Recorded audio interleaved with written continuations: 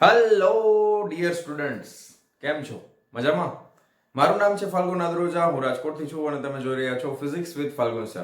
અને વહાલા વિદ્યાર્થી મિત્રો, અત્યારે આપણે જોઈ રહ્યા છીએ ધોરણ 11 ફિઝિક્સ ચેપ્ટર નંબર 4 સમતલમાં ગતિ, એનું સ્વાધ્યાય, અને જેમાં આપણે 4.21 સુધી દાખલાઓ ગણેલા છે. અને આજે આપણે શરૂ કરવા જઈ રહ્યા છીએ 4.22માં નંબરના પ્રશ્નની સાથે. તમારી ટેક્સ્ટ બુક તમારી સાથે હોવી જોઈએ, બુક, પેન અને કેલ્ક્યુલેટર, આટલી વસ્તુની ખાસ જરૂર છે. બરાબર, તો એ બધું તમારી સાથે રાખો અને આપણે શરૂ કરીએ સ્વાધ્યાયનો 4.22માં નંબરનો પ્રશ્ન. ચાલો, બુક ઓપન થઈ ગઈ બધાયની? રેડી? કરીએ શરૂ? ચાલો, શું કહે છે 4.22માં નંબરનો પ્રશ્ન? હેડિંગ માર દે 4.22. ઓકે, કે આઈ કેપ તથા જે કેપ અનુક્રમે કેપિટલ એક્સ અને કેપિટલ વાય અક્ષ પરના એકમ સદિશ છે. સદિશો I cap plus J cap તથા I cap minus J cap ના મૂલ્યો અને દિશા કઈ હશે? પહેલો પ્રશ્ન એ છે. પછી બીજો પ્રશ્ન, સદિશ કેપિટલ એ બરાબર 2i cap plus 3j cap ના I cap plus J cap તથા I cap minus J cap ની દિશાઓમાં ઘટક શોધો. કૌંસમાં લખ્યું છે, તમે આલેખીય રીતનો ઉપયોગ કરી શકો છો. ઓકે, હવે ચાલો પહેલો પ્રશ્ન આપણે સોલ્વ કરીએ આનો, કે આઈ કેપ તથા જે કેપ અનુક્રમે x અક્ષ તથા y અક્ષ પરના એકમ સદિશો છે. પહેલામાં પ્લસ છે અને બીજામાં માઈનસ છે, એટલે આકૃતિ એક જ દોરવાની જરૂર પડશે આપણે. ચાલો, તો સૌથી પહેલા આપણે x અક્ષ અને y અક્ષ ડ્રો કરી નાખીએ. ઓકે, આ રીતે આપણે ડ્રો કરશું. તો આ x અક્ષ છે, આ y અક્ષ છે. ઓકે, હવે અહીંયા આગળ તમને ખબર છે i cap plus i cap આ બાજુ આવે, j કેપ આ બાજુ આવશે, અને એકમાં i માઈનસ છે એટલે એટલા માટે મેં આ લાંબુ ડ્રો કર્યું છે. અહીંયા માઈનસ j કેપ ની જરૂર પડશે. ધારો કે આ y અક્ષ હોય તો આને y ડેશ કહેવાય, આ x અક્ષ હોય તો આને x ડેશ કહેવાય, આ બાજુ ઋણ હોય, આ બાજુ અહીંયા ઋણ હોય. હવે ધ્યાનથી સમજો, i કેપ અને j કેપ એકમ સદિશો છે, એ તમને બધાને ખબર જ હોય કે નહીં?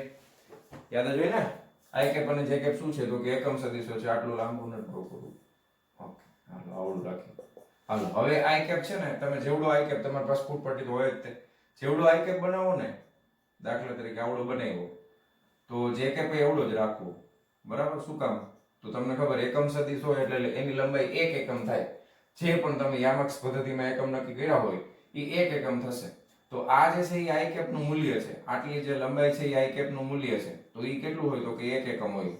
i કેપ નું મૂલ્ય કેટલું હોય? તો કે 1 એકમ હોય. અહીંયા આગળ આ જે છે એ જે કેપ છે, તો જે કેપ નું મૂલ્ય કેટલું હોય? તો એ 1 એકમ હોય. કેટલું હોય? 1 એકમ હોય. અને આ i કેપ છે, આ j કેપ છે. ઓકે, દિશા વાળું છે ને, એટલે સદિશ i કેપ અને j કેપ. હાલ, તો જેટલું j કેપ અહીંયા છે, મારે માઈનસ j ની જરૂર પડશે ને, તો એટલું j કેપ મારે અહીંયા લેવાનું. તો આ તરફ હશે, તો આ થઈ જશે માઈનસ j કેપ. ઓકે, એનું મૂલ્ય તો 1 એકમ જ હશે. આ એક લખ્યું છે એ શું સમજવાનું તમારે? એકમ, 1 એકમ છે. હાલ, હવે સૌથી પહેલા આપણે ગોતવું છે i પ્લસ j. બરાબર, પહેલો પ્રશ્નમાં આપણે i પ્લસ j ગોતવાનું છે ને, અને આમાં બે વસ્તુ ગોતવાની છે, i પ્લસ j નું મૂલ્ય અને દિશા. મૂલ્ય અને દિશા કેવી રીતે મળશે? હાલો, તો i કેપ તમને ખબર, સદિશોનો સરવાળો કરીએ એટલે બે સદિશોનો સરવાળો તમારે કરવો છે. તો અહીંયા આગળ યામક્ષ પદ્ધતિમાં છે, તો તમે સબાચોનો નિયમ યુઝ કરો, સમાંતર બાજુ ચતુષ્કોણ, એટલે તમને ખબર છે અહીંયાથી સમાંતર દોરશો તમે અને અહીંયાથી સમાંતર દોરશો, તો આ એક ખરેખર બનશે ચોરસ. શું બને? ચોરસ બને. ચોરસ બને એટલે આ બેનું પરિણામી સદિશ મારે દોરવો છે, અહીંયાથી દોરવાનું થાય આમ, આ રીતે. જોજો, બધી વસ્તુ સમજતા જજો, એકદમ સિમ્પલ છે. ચોરસ બને અને તમે અહીંયા વિકર્ણ દોરો છો, તો આ x અક્ષ ની હારે ખૂણો કેટલો બનાવે? એમનામાં ખબર પડી જાય કેટલો ખૂણો બનાવે. તો કે આ ખૂણો 45 નો જ બને, કન્ફર્મ બને 45 નો. ચોરસ નું વિકર્ણ હોય, આ ચોરસના બધા ખૂણા 90 90 ના હોય, અને બે ભાગ પડે એટલે કેટલા થાય? 45 ડિગ્રી થાય. હવે આ સદિશ કેવું? તો કે પરિણામી સદિશ. શું નામ છે? તો કે i cap plus j cap. આ મને પરિણામી સદિશ મળી ગઈ. પરિણામી સદિશની દિશા તો કે x અક્ષની સાથે 45 ડિગ્રીના ખૂણે બને છે. પણ આમ ડાયરેક્ટલી ચાલે નહીં, આપણે આકૃતિથી સમજાય તો જાય જ તે, પણ સીધે સીધું નહીં કરવાનું. હવે આપણે આનું મૂલ્ય અને દિશા શોધવાની છે. બરાબર છે? તો ચાલો પહેલા આપણે i cap plus j cap નું મૂલ્ય શોધવું છે. તો મૂલ્ય શોધવું છે તો શું કરીએ? તો કે માનાંકમાં i cap plus j cap, આ રીતે કરશું આપણે. તો આનું મૂલ્ય શોધવું હોય તો કેવી રીતે મળે? તો કે વર્ગમૂળની અંદર x નો વર્ગ પ્લસ y નો વર્ગ પ્લસ 2xy cos θ થાય. બરાબર છે? તો i એટલે હવે i કેપ એકમ સદિશ છે એટલે એનું મૂલ્ય તો એક જ હોય, તો 1 નો વર્ગ પ્લસ જે કેપ એ એકમ સદિશ છે તો એનું મૂલ્ય એક જ હોય, તો 1 નો વર્ગ પ્લસ તમે આ કરો 2 1 ગુણ્યા 1 અને બે વચ્ચેનો ખૂણો i કેપ અને j કેપ વચ્ચેનો ખૂણો કેટલો છે? તો કે ટોટલ 90 ડિગ્રી છે. તો cos 90 કરો તો cos 90 બરાબર શું થાય? તો કે 0 થાય. તો આ પદ તો ઉડી જશે. તો વર્ગમૂળ ની અંદર 1 વત્તા 1 કેટલા આવે? તો કે 2. ક્લિયર છે? તો i cap plus j cap નું મૂલ્ય જે છે એ મને કેટલું મળે છે? તો કે √2 મળે છે. હવે એની દિશા જોઈએ છે. દાખલા તરીકે i કેપ અને j cap i plus j cap નું મૂલ્ય અને દિશા. તો i પ્લસ j કેપ જે છે એની દિશા મારે જોતી હોય તો એના માટે મારે શું કરવું પડે? તો કે tan થીટા લેવું પડે. જો અહીંયા તમે જોઈ શકો છો tan થીટા મારે લેવું પડે ને, તો આપણે લઈએ. દિશા માટે તમે લઈ શકો કે tan થીટા બરાબર સામેની બાજુ છેદમાં પાસેની બાજુ. તો તમે અહીંયા શું કરો? તો કે j કેપ ના છેદમાં i કેપ કરો. બરાબર, j કેપ ના છેદમાં i કેપ. હવે બેયનું મૂલ્ય તમને ખબર જ છે, આ 1 છે, આ પણ 1 છે. બરાબર, તો બંનેના મૂલ્ય 1 1 હોવાથી tan 1 ક્યારે થાય? તો કે ખૂણો કેટલો થાય ત્યારે 1 થાય? 45. tan 45 બરાબર જ 1 થાય ને? ખબર પડી કે નહીં? તો tan થીટા બરાબર સામેની બાજુ છેદમાં પાસેની બાજુ. સામેની બાજુ એટલે j કેપ, પાસેની બાજુ એટલે i કેપ. હવે કેપમાં છે એકમ સદિશ છે એટલે એનું મૂલ્ય 1 1 જ હોય. તો આ 45 ડિગ્રી મળી જાય. રેડી? પહેલો પ્રશ્ન ઓકે, કાઈ વાંધો, કોઈ ડાઉટ નથી? હાલો, હવે બીજું તમને કીધું છે i j કીધું છે ને. હાલો, તો i j નું દિશાનું મૂલ્ય શોધવાનું છે. તો આ જ રીતે આગળ વધતા જઈએ. i j નું મૂલ્ય અને દિશા. ઓકે, તો માનાંકમાં સદિશ i j બરાબર વર્ગમૂળ ની અંદર i એટલે 1 નો વર્ગ, j એટલે -1 નો વર્ગ બરાબર, +2 +1 -1 બે વચ્ચેનો ખૂણો. જો આ i કેપ છે, આ j કેપ છે. અહીંયા બે વચ્ચેનો ખૂણો 90 ડિગ્રી થાય. પણ પેલું, બીજું, ત્રીજું ને આ ચોથું ચરણ છે. યાદ રાખજો કયું ચરણ છે? તો કે ચોથું ચરણ છે અને એમાં ખૂણો 90 ડિગ્રીનો છે.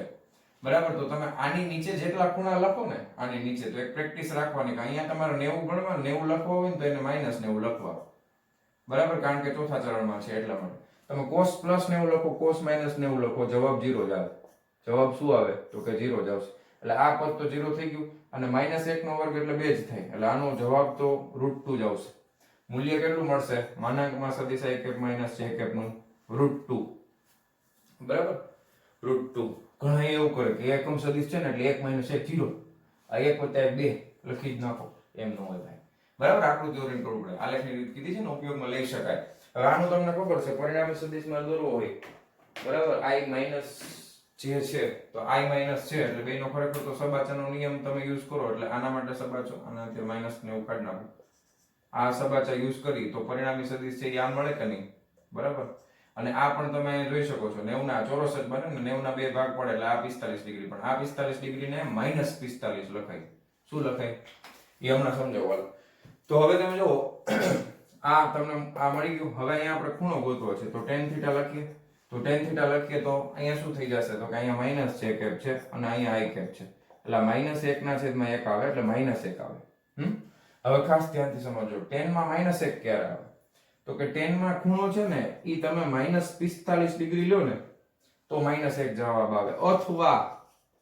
અથવા મારા વાલા વિદ્યાર્થી મિત્રો ધ્યાનથી જોજો, અહીંયા જો -45 હોય તો તમારે ખૂણો પ્લસમાં તમે કેટલો લખી શકો? આ યાદ રાખવાનું છે. તમે પ્લસમાં જ્યારે ખૂણો માપો ને ત્યારે તમારે x અક્ષની સાથે વિષમઘડી દિશામાં આગળ વધવું.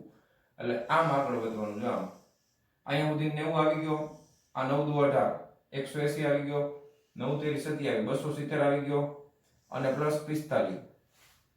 અથવા તો તમે ડાયરેક્ટ કરો 360 - 45 બરાબર, અથવા 360, ટોટલ 360 હોય ને એમાંથી તમે 45 બાદ કરો, 10 માંથી 5 જાય તો 5, આમાંથી 5 માંથી 4 જાય તો 1, 315 ડિગ્રી થાય. અથવા તમે અહીંયા જવાબમાં લખી શકો કે થીટા બરાબર +315 ડિગ્રી. બંને જવાબો સાચા છે, એક પણ જવાબ ખોટો નથી. બરાબર, એટલે થીટા બરાબર -45 એ લખી શકો અથવા તમે +315 ડિગ્રી પણ લખી શકો છો. Okay, no problem at all. તો આટલી વસ્તુ ફટાફટ બોર્ડમાં જગ્યા પૂરી થઈ ગઈ છે. આ પહેલા પ્રશ્નનો જવાબ આપણે લીધો છે, બીજાનો બાકી છે. તો ફટાફટ આટલું લખી નાખો વિડીયો પોઝ કરીને. અને હવે આપણે આનો બીજો ભાગ જોઈએ છીએ. ચાલો જવા દઉં છું. ચાલો. ચાલો તો હવે આપણે આ પ્રશ્નના પાર્ટ બી તરફ આગળ વધીએ. 4.22 માં શું કીધું છે? સદિશ કેપિટલ A બરાબર લખતા જઈએ. કેપિટલ A સદિશ છે એટલે ઉપર આપણે તીરની નિશાની કરવી. 2i cap plus 3j cap 2i cap plus 3j cap ના i plus j તથા i minus j ની દિશાઓમાં ઘટક શોધો. હવે તમારે આ સદિશના i plus j પણ એક સદિશ જ છે. હમણાં આપણે આકૃતિ પણ એની જોઈ લીધી 45 ડિગ્રીના ખૂણા હોય. અને આ i minus j છે એ પણ એક સદિશ છે.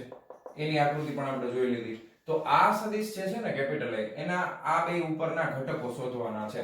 તો આનો પહેલા આના ઉપર ઘટક ગોતવો પડશે અને આનો પછી b ઉપર ઘટક ગોતવો પડશે. બેયના અલગ અલગ ઘટકો આપણે ગોતવા પડશે. હવે આ કેવી રીતે ઘટકો ગોતવા? તો સર આવું થિયરીમાં કોઈ વસ્તુ આપણે ભણ્યા નથી, પણ હું તમને કહું કે આપણે છે ને પ્રકરણ નંબર 6 કાર્ય ઊર્જા અને પાવર, હવે એમાં સ્ટાર્ટિંગમાં પ્રસ્તાવના પૂરી થાય એટલે સીધે સીધું તમારે સદિશનો ગુણાકાર આવશે. મેં તમને કીધું હતું કે આ પ્રકરણમાં માત્ર આપણે સરવાળો બાદબાકી જ શીખ્યા છીએ. સદિશોનો ગુણાકાર કેવી રીતે થાય એ આપણે આ પ્રકરણમાં શીખવાના છીએ. તો એમાં ગુણાકારની જે પહેલી પ્રક્રિયા છે એને ડોટ પ્રોડક્ટ કહેવાય. બરાબર છે? સદિશોનો ડોટ ગુણાકાર. બરાબર? ડોટ ગુણાકાર કરીએ ને એમાં આપણને આના ઘટકો કેવી રીતે મેળવવાના એ સાવ એકદમ ઈઝી રીતે તમને આવડી જશે. બરાબર? હવે આ પ્રશ્નનો જવાબ મેળવવો હોય તો તમે આલેખની રીત કરો તો બહુ લાંબા થઈ જાય. એમાં ફરજિયાત નથી કીધું. એટલે આપણે ડોટ ગુણાકારથી તમે મેળવી શકો છો. એના વિશે હું તમને સિમ્પલ માહિતી આપી દઉં. આપણે ડિટેલમાં તો પ્રકરણ 6 માં જોવાના જ છીએ, પણ સાવ એકદમ સાવ ઈઝી છે. તમે માનો કે આ સદિશ કેપિટલ A છે. બરાબર? અને તમે માનો કે આ સદિશ છે એ સ્મોલ a છે. ધારો કે હવે હું તમને એમ કહું કે મારે કેપિટલ A નો સ્મોલ a ઉપરનો ઘટક ગોતવો છે. કોના ઉપર ઘટક ગોતવો છે? કેપિટલ A નો સ્મોલ a સદિશ ઉપરનો ઘટક ગોતવો છે. આ બે વચ્ચેનો ખૂણો ધારો કે થીટા આપેલો છે. તો મારે જે સદિશ ઉપર ઘટક ગોતવો હોય તો અહીંયાથી મારે આ સદિશ ઉપર એક લંબ ડ્રો કરવાનો થશે. કેપિટલ A ઉપરથી આના ઉપર લંબ ડ્રો કરું તો આ જે લંબાઈ મને મળે, આટલી લંબાઈ, ઈ છે ઈ કેપિટલ A સદિશનો સ્મોલ a સદિશ ઉપરનો ઘટક થાય. ઘટક એટલે તમને ખબર જ છે અચળ રાશિ થઈ ગઈ. ઘટક તો આપણે એમને મેળવતા. તો ઘટક અચળ રાશિ છે એટલે આનું મૂલ્ય કેટલું થાય એ આપણે આ ચેપ્ટરમાં ખબર છે કે a cos θ જેટલું જ થાય. મૂલ્ય કેટલું થાય તો કે a cos θ જેટલું થાય. ઓકે, તો તમને સમજાણું આમાં શું કરવાનું છે? કેપિટલ A નો સ્મોલ a ઉપર ઘટક આપણે પહેલા મેળવશું, પછી કેપિટલ A નો સ્મોલ b ઉપર આપણે ઘટક મેળવશું. તો આ આકૃતિ તમારે શીખવા માટે મેં ડ્રો કરેલી છે કે આ રીતે આપણે ઘટક મેળવવાના છીએ. ક્લિયર આટલી વસ્તુ? ઓકે, પ્રકરણ 6 માં શીખવાના છે ડોટ ગુણાકાર. ઓકે, એને અદિશ ગુણાકાર કહેવાય સદિશોનો. હાલો, તો હવે આપણે આગળ વધીએ. કેવી રીતે મેળવવું એના વિશે ચર્ચા કરી લઈએ. ઓકે, તો પહેલા ભાગની અંદર આપણે કેપિટલ A નો સ્મોલ a ઉપરનો ઘટક મેળવીએ. તો પહેલું આપણે લખીએ કેપિટલ A નો સ્મોલ a પરનો ઘટક બરાબર શું થઈ જશે? તો કે કેપિટલ A નો સ્મોલ a ઉપરનો ઘટક છે તો a cos θ થઈ જશે. ઘટક કેટલો થશે તો કે a dot cos θ, a cos θ થઈ જશે. આનો ઘટક થઈ જશે a cos θ. હવે એક વસ્તુ તમે યાદ રાખો, ઘટક જ્યારે ગોતવાનો થાય ત્યારે આ બે સદિશનો ડોટ પ્રોડક્ટ યાદ રાખવાની છે. ડોટ ગુણાકાર. કોઈ પણ બે સદિશ હોય એનો ડોટ ગુણાકાર શું થશે તો કે a ગુણ્યા b ગુણ્યા cos θ. યાદ રાખજો. કોઈ પણ બે સદિશનો ડોટ ગુણાકાર થશે a ગુણ્યા b cos θ. કોઈ પણ સદિશ હોય, અહીંયા આગળ a કેપિટલ A અને સ્મોલ a છે તો એનો ઘટક મેળવવા માટે આપણે એનો ઘટક કેટલો થશે તો કે a cos θ થશે. પણ તમારે ડોટ પ્રોડક્ટ પણ યાદ રાખવી પડશે કે હું અહીંયા આપું છું સદિશ a ડોટ સ્મોલ સદિશ a બરાબર હું શું લખી શકું તો કે કેપિટલ A ગુણ્યા સ્મોલ a ગુણ્યા cos θ. Okay, ready? અને આ જે ગુણાકાર છે એનું મૂલ્ય કેટલું થાય તો કે આના બંનેના x ઘટકનો ગુણાકાર એટલે કેપિટલ A નો x ઘટક સ્મોલ a નો x ઘટક વત્તાની નિશાની, કેપિટલ A નો y ઘટક અને સ્મોલ b નો y ઘટક. ઓકે, આ રીતે આનો ગુણાકાર થશે. સોરી, અહીંયા b નથી, a છે ભાઈ. સ્મોલ a નો y ઘટક બરાબર. કેપિટલ A અને સ્મોલ a ના x ઘટક વત્તા કેપિટલ A અને સ્મોલ a ના y ઘટક નો ગુણાકાર. ખબર પડી ને? x a નો x ઘટક સ્મોલ a નો x ઘટક બેનો ગુણાકાર વત્તા કેપિટલ A નો y ઘટક સ્મોલ a નો y ઘટક. આ રીતે આપણને મળશે. બરાબર, તો આ સૂત્ર તમને યાદ રાખવું જોઈએ. આપણે શું ગોતવું છે? તો કે આપણે ગોતવાનું છે કેપિટલ A cos θ. તો આ સમીકરણ ઉપરથી હું અહીંયા A cos θ અહીંયા લખું છું. તેથી A cos θ આને હું કરતા બનાવું A cos θ, તો આ શું થઈ જાય? સ્મોલ a સામે વહી જશે. એટલે ax small ax plus capital ay small ay ના છેદમાં શું આવી ગયું? કેપિટલ સ્મોલ a આવી ગયું. બરાબર, રેડી છે? કોઈ વાંધો, કોઈ તકલીફ નથી ને? હવે જો કેપિટલ A નો x ઘટક શું થાય? તો કે i કેપ ના ગુણાકારમાં જે હોય એનો x ઘટક થાય. તો અહીંયા આવશે બગડો. બરાબર, આ સદિશનો x ઘટક શું થાય? તો કે x ઘટકમાં ખાલી i કેપ છે એટલે કાઈ ન હોય તો એકડો તો હોય જ. પ્લસ કેપિટલ A નો y ઘટક, y ઘટક એટલે j કેપ ના ગુણાકારમાં શું છે? તો કે ત્રગડો.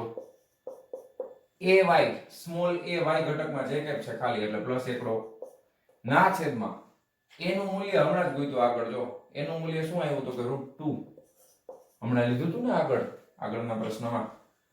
કેમ આમ કરો છો? 3 ને 2 કેટલા થાય? 5 ના છેદમાં √2.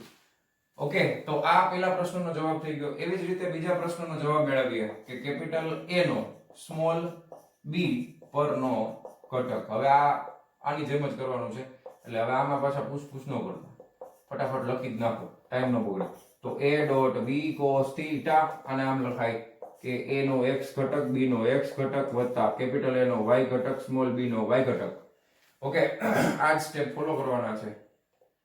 a cos θ બરાબર ax bx plus ay by ના છેદમાં સ્મોલ b.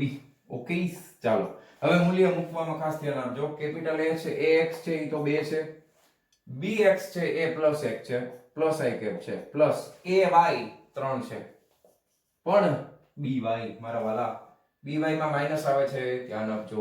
તો આ -1 થઈ જાય. બરાબર, ના છેદમાં b નું મૂલ્ય તો 2 ના √2 જ આવ્યા હતા હમણાં કર્યા આપણે. તો આ માઈનસ છે એ ગુણાકારમાં લઈ લે એટલે અહીંયા આવી જશે -3. બરાબર, તો 2 -3 કરવાનું, 2 -3 તો 2 -3 એટલે -1/√2 જવાબ આવશે. ઓકે, તો આ બીજા પ્રશ્નનો જવાબ છે. ઓકે, એના બે પાર્ટ આપણે પૂરા કરી નાખ્યા. તો આ કેપિટલ A નો સ્મોલ a પરનો ઘટક એટલે કે તમારે એમ સમજવાનું કેપિટલ A નો i + j પરનો ઘટક છે અને આ કેપિટલ A નો i - j પરનો ઘટક છે. લખી નાખો ફટાફટ. હાલો ચાલો જવા દઉં છું. ચાલો વિદ્યાર્થી મિત્રો, હવે આપણે જોવાના છીએ સ્વાધ્યાયનો 4.23 માં નંબરનો પ્રશ્ન. શું કહે છે કે અવકાશમાં કોઈ સ્વૈચ્છિક ગતિ માટે નીચે આપેલા સંબંધો પૈકી કયો સાચો છે? અને બધા સંબંધ મેં ઓલરેડી લખી નાખ્યા છે એટલે ટાઈમ ન બગડે. અને કાઉન્સમાં લખ્યું છે કે અહીં સરેરાશ મૂલ્ય t1 થી t2 સમયગાળા સાથે સંબંધિત ભૌતિક રાશિનું સરેરાશ મૂલ્ય છે. હાલો, તો પહેલો સંબંધ જુઓ. સરેરાશ વેગ બરાબર પ્રારંભિક વેગનો સરવાળો વત્તા અંતિમ વેગ ભાગ્યા 2. આ સમીકરણ સાચું છે. ઘણા કહી શકે છે સાચું છે, આવું આવ્યું હતું તો ખરું. બરાબર, બે વેગનો સરવાળો ભાગ્યા 2 કરીએ એટલે સરેરાશ વેગ મળે, એવું આવ્યું હતું ને. પણ એ કેમ આવ્યું હતું કે આ સમીકરણ ખોટું છે ભાઈ. શું કામ? કારણ કે તમારે જે અહીંયા આગળ સૂત્ર આપેલા છે એ કોઈ પણ પરિસ્થિતિ માટે સાચા હોવા જોઈએ. આ સમીકરણ માત્ર ને માત્ર જ્યારે અચળ પ્રવેગી ગતિ હોય ને ત્યારે સાચું છે. કેવી ગતિ માટે સાચું છે? અચળ પ્રવેગી ગતિ માટે સાચું છે. બાકી આ સમીકરણ સાચું પડે નહીં. બરાબર છે? જો પદાર્થ અચળ પ્રવેગી ગતિ ન કરતો હોય તો આ વસ્તુ ખોટી પડે. તમને પ્રશ્નમાં એવું ક્યાંય કીધું નથી કે પદાર્થ અચળ પ્રવેગી ગતિ કરે છે. બરાબર, તો પહેલું છે એ ખોટું આવશે. બીજામાં શું કીધું છે કે v સરેરાશ બરાબર અંતિમ સ્થાન માઈનસ પ્રારંભિક સ્થાન ભાગ્યા સમયનો ગાળો. આ સાચું છે. આ શું કામ સાચું છે? તો કે અહીંયા તમે જો ઉપર ડેલ્ટા r છે છેદમાં ડેલ્ટા t છે. ઓકે, એટલે સ્થાનમાં થતો ફેરફાર ના છેદમાં સમયગાળો. એને તો શું કહેવાય? સરેરાશ વેગ કહેવાય. સ્થાનમાં થતો ફેરફાર એટલે સ્થાનાંતર, ના છેદમાં સમયગાળો એટલે તો શું થાય? તો કે સરેરાશ વેગ થાય. એટલે બીજા નંબરનું સમીકરણ છે એ સાચું છે વાલા વિદ્યાર્થી મિત્રો. પછી અહીંયા આગળ vt બરાબર v0 + at. હવે અહીંયા તમને કીધું છે કે આ પ્રવેગ અચળ છે, એવું કોઈ ચોખવટ પાડી છે? તો કે નથી પાડી ભાઈ. તો આ સમીકરણ ખોટું છે. આ સમીકરણ કેવું છે? ખોટું. આ માત્ર અચળ પ્રવેગી ગતિ માટે સાચું છે. એના પછી તો કે સ્થાન બરાબર પ્રારંભિક સ્થાન પ્લસ v0 t પ્લસ પાછું પ્રવેગ આવ્યું. પાછું પ્રવેગ આવ્યું કોઈ કહેતું નથી કે આ અચળ છે કે નહીં, તો ખોટું. ઓકે, છેલ્લામાં સરેરાશ પ્રવેગ બરાબર અંતિમ સમયનો વેગ માઈનસ પ્રારંભિક સમયનો વેગ ભાગ્યા સમયનો ગાળો. તો વ્યાખ્યા પ્રમાણે સરેરાશ વેગની વ્યાખ્યા જ આ જ છે અને અહીંયા આગળ આ સરેરાશ પ્રવેગની વ્યાખ્યા છે અને આ સરેરાશ વેગની વ્યાખ્યા છે. તો વ્યાખ્યા પ્રમાણે તમે જોશો તો આ ડેલ્ટા v ના છેદમાં ડેલ્ટા t છે કે જે સાચું છે. તો આ બંને સમીકરણો b અને e સાચા છે, બાકીના ત્રણ ખોટા છે. તો ફટાફટ લખી નાખો. હાલો ચાલો જવા દઉં છું. ચાલો વિદ્યાર્થી મિત્રો, હવે આપણે સ્વાધ્યાયનો 4.24 નંબરનો પ્રશ્ન જોઈએ. શું કહે છે કે નીચે દર્શાવેલ દરેક વિધાન ધ્યાનપૂર્વક વાંચો અને કારણ તથા ઉદાહરણ સહિત દર્શાવો કે તે સાચું છે કે ખોટું. અદિશ રાશિ તે છે કે જે. હવે કારણ અને ઉદાહરણ હું અહીંયા લખી નાખું છું. બરાબર, કારણ છે હું ટૂંકમાં લખીશ, તમારે ડિટેલમાં લખવું. આળસ નહીં કરવાની. પેલું અદિશ રાશિ માટે ધ્યાનમાં રાખવાનું, સદિશ નથી. કોઈ પ્રક્રિયામાં અચળ રહે છે. સાચું ખોટું? અદિશ રાશિ બધી પ્રક્રિયામાં અચળ જ હોય એવું થોડું છે? તો કે આ વિધાન કેવું છે? તો કે ખોટું. બરાબર છે. શું કામ એવું થાય? તમને ખબર જ છે કે આ તમે દાખલા તરીકે અદિશ રાશિ છે તો પથ લંબાઈ તમે લઈ લો તો પથ લંબાઈ અચળ હોઈશું. બરાબર, પછી તમે ઝડપ લઈ લો તો આ બધી જ અદિશ રાશિઓ છે એ સમય પ્રમાણે જે છે એ અચળ નથી, બદલાતી જાય છે. બરાબર, તો મેં જે બોલ્યું ને આ એના ઉદાહરણ છે. પથ લંબાઈ છે, ઝડપ છે, એ સ્થાન અને સમય પ્રમાણે સમય બદલાતો જશે એમ એના મૂલ્ય છે બદલાતા જશે. ભલે અદિશ રાશિ છે, ઝડપ અદિશ રાશિ છે, પથ લંબાઈ અદિશ રાશિ છે, પણ દર વખતે અચળ હોતી નથી. તો એ આખું વાક્ય તમારી રીતે લખવું. ઉદાહરણ મેં લખી નાખ્યા. પછી તે ક્યારેય ઋણ નથી હોતી. અદિશ રાશિ કોઈ દિવસ ઋણ ન હોય એવું કહે છે. આ વિધાન પણ વાલા બાળકો ખોટું છે. બરાબર, કારણ કે આના માટે તમને કહું કે અદિશ રાશિ ઋણ નથી હોતી એના માટે છઠ્ઠું પ્રકરણ આપણે ભણશું ત્યારે જોશું કે કોઈ પણ બે સદિશ રાશિનો ગુણાકાર કરો ને, બે સદિશ રાશિનો ગુણાકાર અદિશ રાશિ આપે અને અદિશ રાશિ જે હોય છતાં એનું મૂલ્ય ધન અથવા ઋણ હોઈ શકે. અથવા તો તમને હું બીજું એક ઉદાહરણ આપું, તમારે ઉદાહરણ લખવાનું. દાખલા તરીકે પરમાણુમાં બંધિત ઇલેક્ટ્રોન, આ ઇલેક્ટ્રોનની સંજ્ઞા છે. અથવા તમે ગુજરાતીમાં લખવાનો બસ ઇલેક્ટ્રોન, આ 12મા ધોરણમાં આવશે. દાખલા તરીકે પરમાણુમાં બંધિત ઇલેક્ટ્રોન જે છે એની કુલ ઉર્જા, હવે ઉર્જા તો અદિશ રાશિ છે, કુલ ઉર્જા ઋણ હોય છે. ઉર્જા કેવી રાશિ છે? તો અદિશ રાશિ. જો ઉદાહરણ મળી ગયું. આપણે ડિટેલમાં જોવાના છે કેમ ઋણ હોય છે, બધું 12મા ધોરણમાં ચર્ચા કરવાના છે. એટલે એના વિશે પણ આ તમને ખાલી સમજાવવાની વાત છે કે ઋણ નથી હોતી. આ વાક્ય કેવું છે? તો ખોટું. ઋણ હોય છે. ઓકે, તે પરિમાણ રહિત હોય છે. દર વખતે પરિમાણ રહિત જ હોય.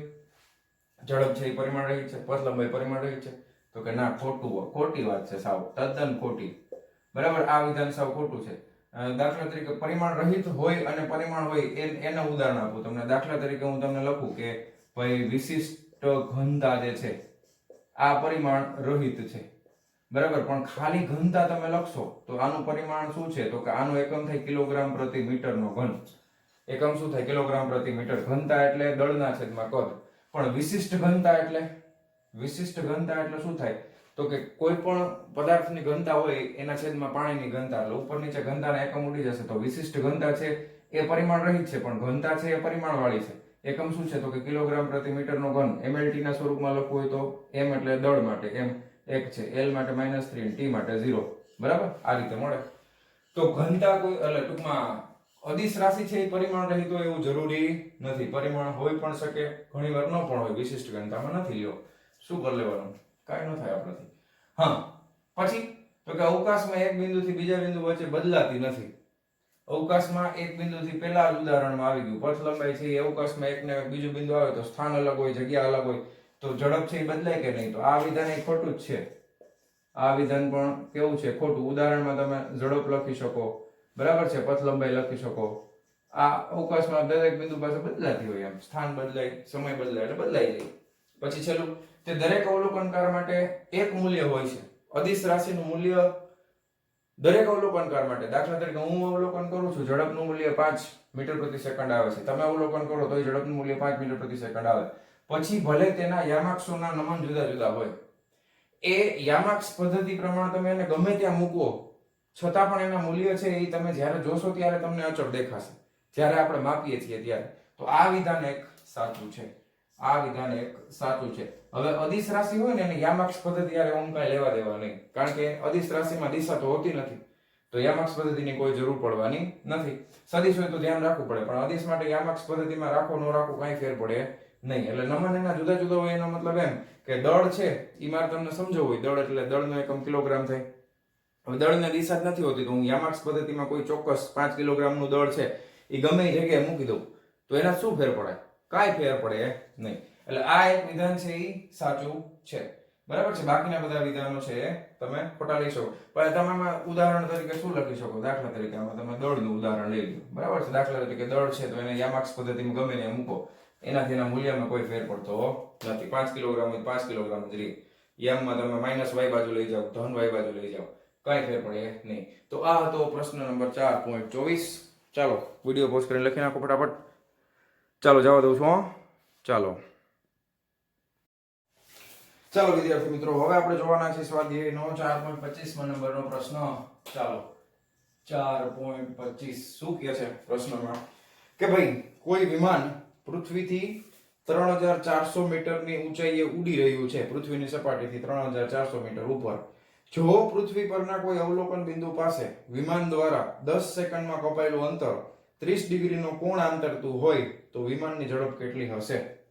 હવે તમે સમજો પ્રશ્નને કે તમે અહીંયા આગળ દાખલા તરીકે આ પૃથ્વીની સપાટી છે, તમે અહીંયા ઊભા છો, બરાબર? તમે આ પૃથ્વીની સપાટી ઉપર અહીંયા ઊભા છો. તમને છે ને વિમાન જોવાનો બહુ શોખ છે, બધાને હોય, મને હતો, તમને હતો, છે એમ માનો કે તમે ઊભા ઊભા ગ્રાઉન્ડ ઉપર ઊભા છો. ઓહો વિમાન એવું, પછી આમ કરીને આમ જોવો છો. કેમ આમ કરીને આમ જોવો છો? એટલે વિમાન ખરેખર અહીંથી કેટલી ઊંચાઈ ઉપર છે? તો કે ઈ છે 3400 મીટરની ઊંચાઈ ઉપર છે. એટલે વિમાન છે એ આમ જાય છે. ઓકે, તમે અહીંયાથી જોવાનું શરૂ કરો છો એટલે એક તો પહેલી વસ્તુ એ કે તમને આ જે અંતર આપ્યું છે શિરોલંબ અંતર, અરે યાર સીધી લાઈન કોઈ દી નથી મારથી, બોલો આટલી મહેનત કરવા છતાંય કોઈ દી સીધી લાઈન થઈ નહીં. હાલશે સીધી છો? ઓકે હાલો. હવે આ અંતર તમને ખબર છે, આ તમને પ્રશ્નમાં આપી દીધું છે 3400 મીટરની ઊંચાઈ આપી છે તમને, બરાબર ને? 3400 મીટર જ છે. હા, તો આટલી ઊંચાઈ ઉપર વિમાન ઉડી રહ્યું છે મીટરમાં. હવે તમે ધ્યાનથી જુઓ, તમે અહીંયા જોવો છો તો તમે જોયું કે તમે જ્યારે જોવાનું શરૂ કર્યું ને ત્યારે એ વિમાન છે ને અહીંયા હતું ભાઈ, બરાબર? એટલે અહીંયા વિમાન હતું, પછી વિમાન આમ જતું જતું જતું અહીંયા પહોંચ્યું, બરાબર? પછી અહીંયા પહોંચી ગયું, તો અહીંયા પહોંચી ગયું. હવે જ્યારે વિમાન અહીંયાથી અહીંયા પહોંચી ગયું તો તમારું ડોકું છે, તમારી મુંડી એ જે છે ને અહીંયા જે ખૂણો બનાવ્યો ને તમારી મુંડી એ એટલે કે ડોકા એટલે ગળું આમથી આમ ભરે ને, હા, તો એ છે ને ખૂણો તમે જુઓ કે ટોટલ 30 ડિગ્રીનો ખૂણો બને છે. કેટલા ડિગ્રીનો? 30 ડિગ્રી. તો તમે આપણે નક્કી કરવાનું છે, તો આપણે એવું નક્કી કરીએ કે વિમાન અહીંયાથી અહીંયા જાય છે ને આ છે એ મધ્ય બિંદુ છે. તો મધ્ય બિંદુ હોય તો આ અંતર હું દાખલા તરીકે O A B અને આને આપણે એક કામ કરીએ, આને B નામ આપી દઈએ, આને C આપી દઈએ, બસ. તો હવે આ મધ્ય બિંદુ હોય અને એક્ઝેક્ટ સેન્ટરમાં લીધું છે એટલે 90 ડિગ્રીનો ખૂણો બને. ઓકે, અને વિમાન આમથી આમ જઈ રહ્યું છે અને C પાસે ગયું અને ત્યાં સુધીમાં તમારી આંખ સાથે કેટલો ખૂણો બનાવ્યો તો કે 30 ડિગ્રીનો અથવા તો માથા સાથે. તો આ તમને ખબર છે અડધો અડધો થઈ જાય, આ 15 ડિગ્રી થઈ જાય, આ પણ કેટલો થઈ જાય તો 15 ડિગ્રી થઈ જાય. સાચું? આટલી વસ્તુ સમજમાં આવી? ઓકે, તો આપણે શું ગોતવું છે? તો વિમાનની ઝડપ ગોતવાની છે ભાઈ, બરાબર? આપણે વિમાનની ઝડપ ગોતવાની છે. તમને આપેલું છે આપણે લખી નાખીએ કે 10 સેકન્ડમાં કપાયેલ અંતર. તો અહીંયા લખી નાખીએ t બરાબર 10 સેકન્ડ. આ 10 સેકન્ડમાં વિમાન ક્યાંથી ક્યાં જાય છે? તો આપણે લખી શકાય કે વિમાન A થી C સુધી ગતિ કરે છે, બરાબર? 10 સેકન્ડમાં કપાયેલું અંતર એટલે A થી C સુધીનું અંતર થઈ ગયું. તો હવે મારે પેલા અંતર ગોતવું જ પડશે. AC બરાબર ક્વેશ્ચન માર્ક, કારણ કે મારે શું જોઈએ છે? તો કે મારે ઝડપ જોઈએ છે. તો ઝડપ એટલે પથ લંબાઈના છેદમાં સમય થાય.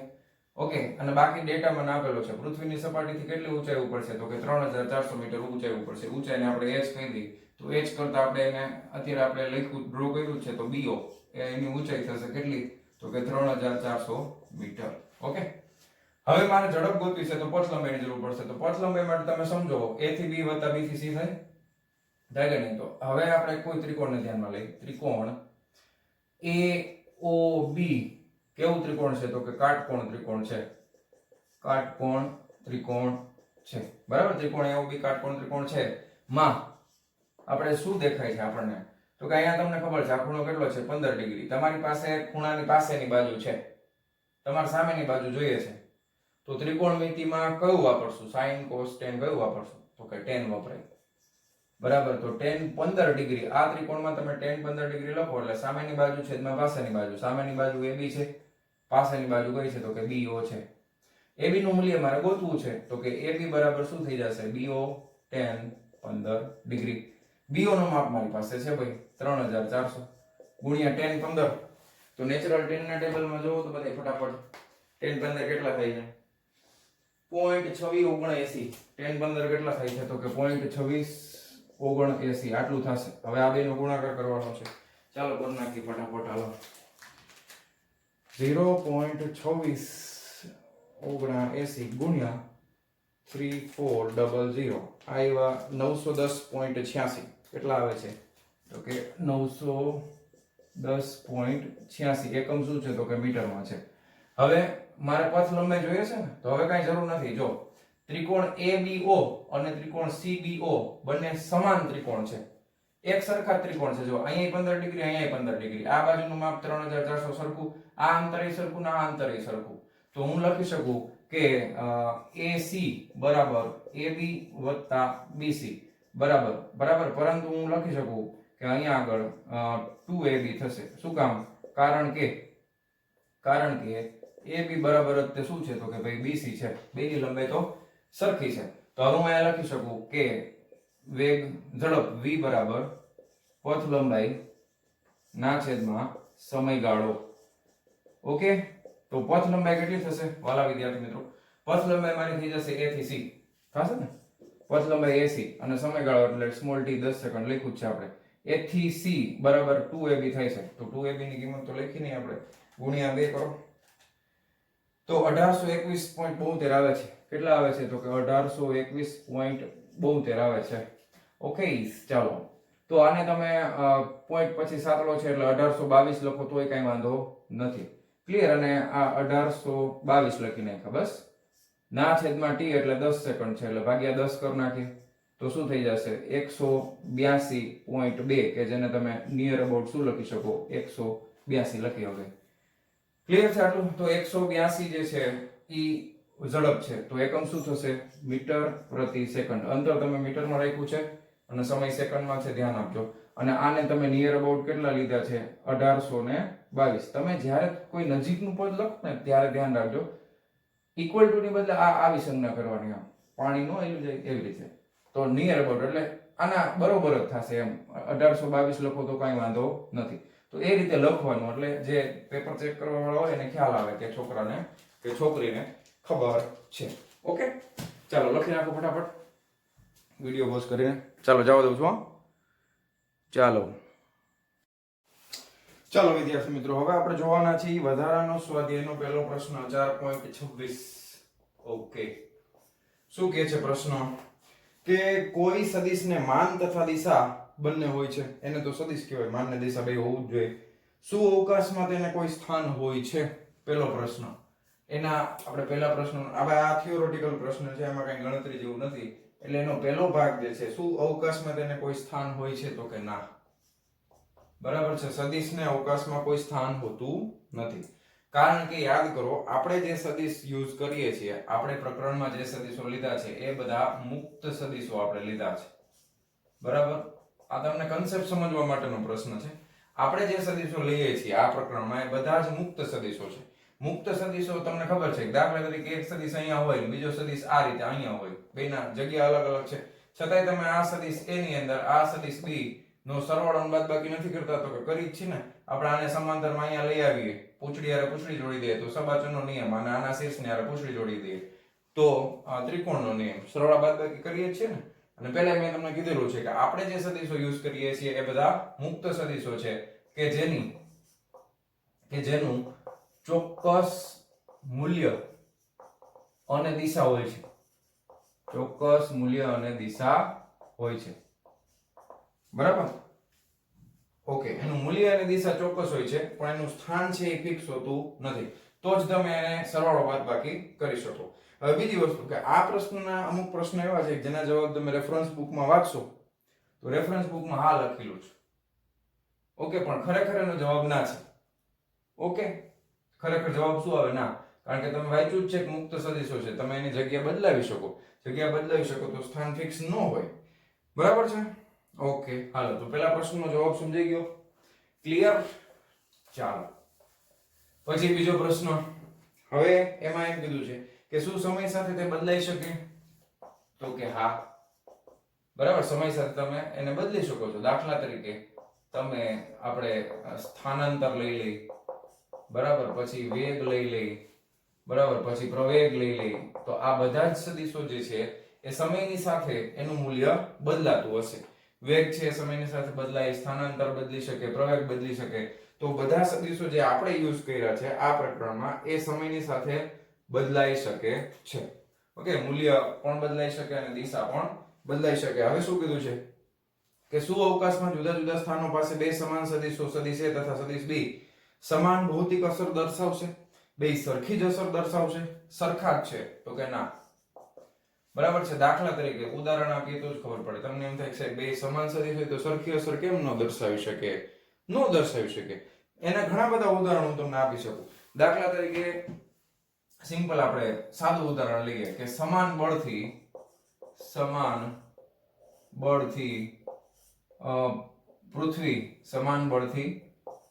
પૃથ્વી તથા ચંદ્ર પર ઊર્ધ્વ દિશામાં ફેંકેલો દડો. બરાબર છે. હવે આ જે છે એ સરખી અસર ન દર્શાવે. પૃથ્વી ઉપર ગુરુત્વીય પ્રવેગનું મૂલ્ય કેટલું છે? સ્મોલ g બરાબર 9.8 મીટર પ્રતિ સેકન્ડ સ્ક્વેર છે.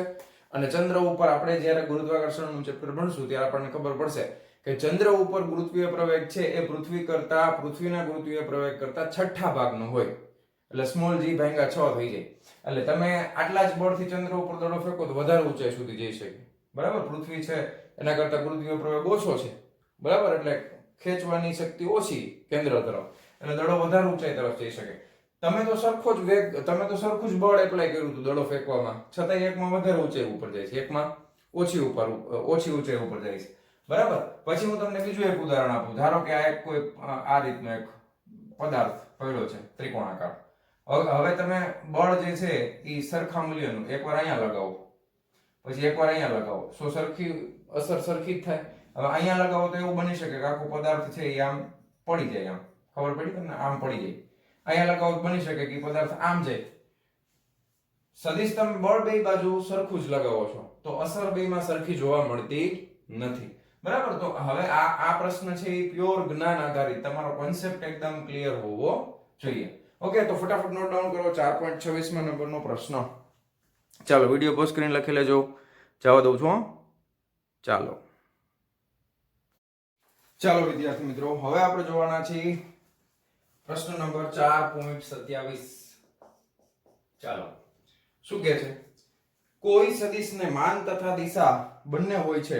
શું એનો અર્થ એ થાય કે કોઈ રાશિ કે જેને માન અને દિશા બંને હોય તે સદિશ જ હોય? આવો પ્રશ્ન પૂછ્યો છે ભાઈ.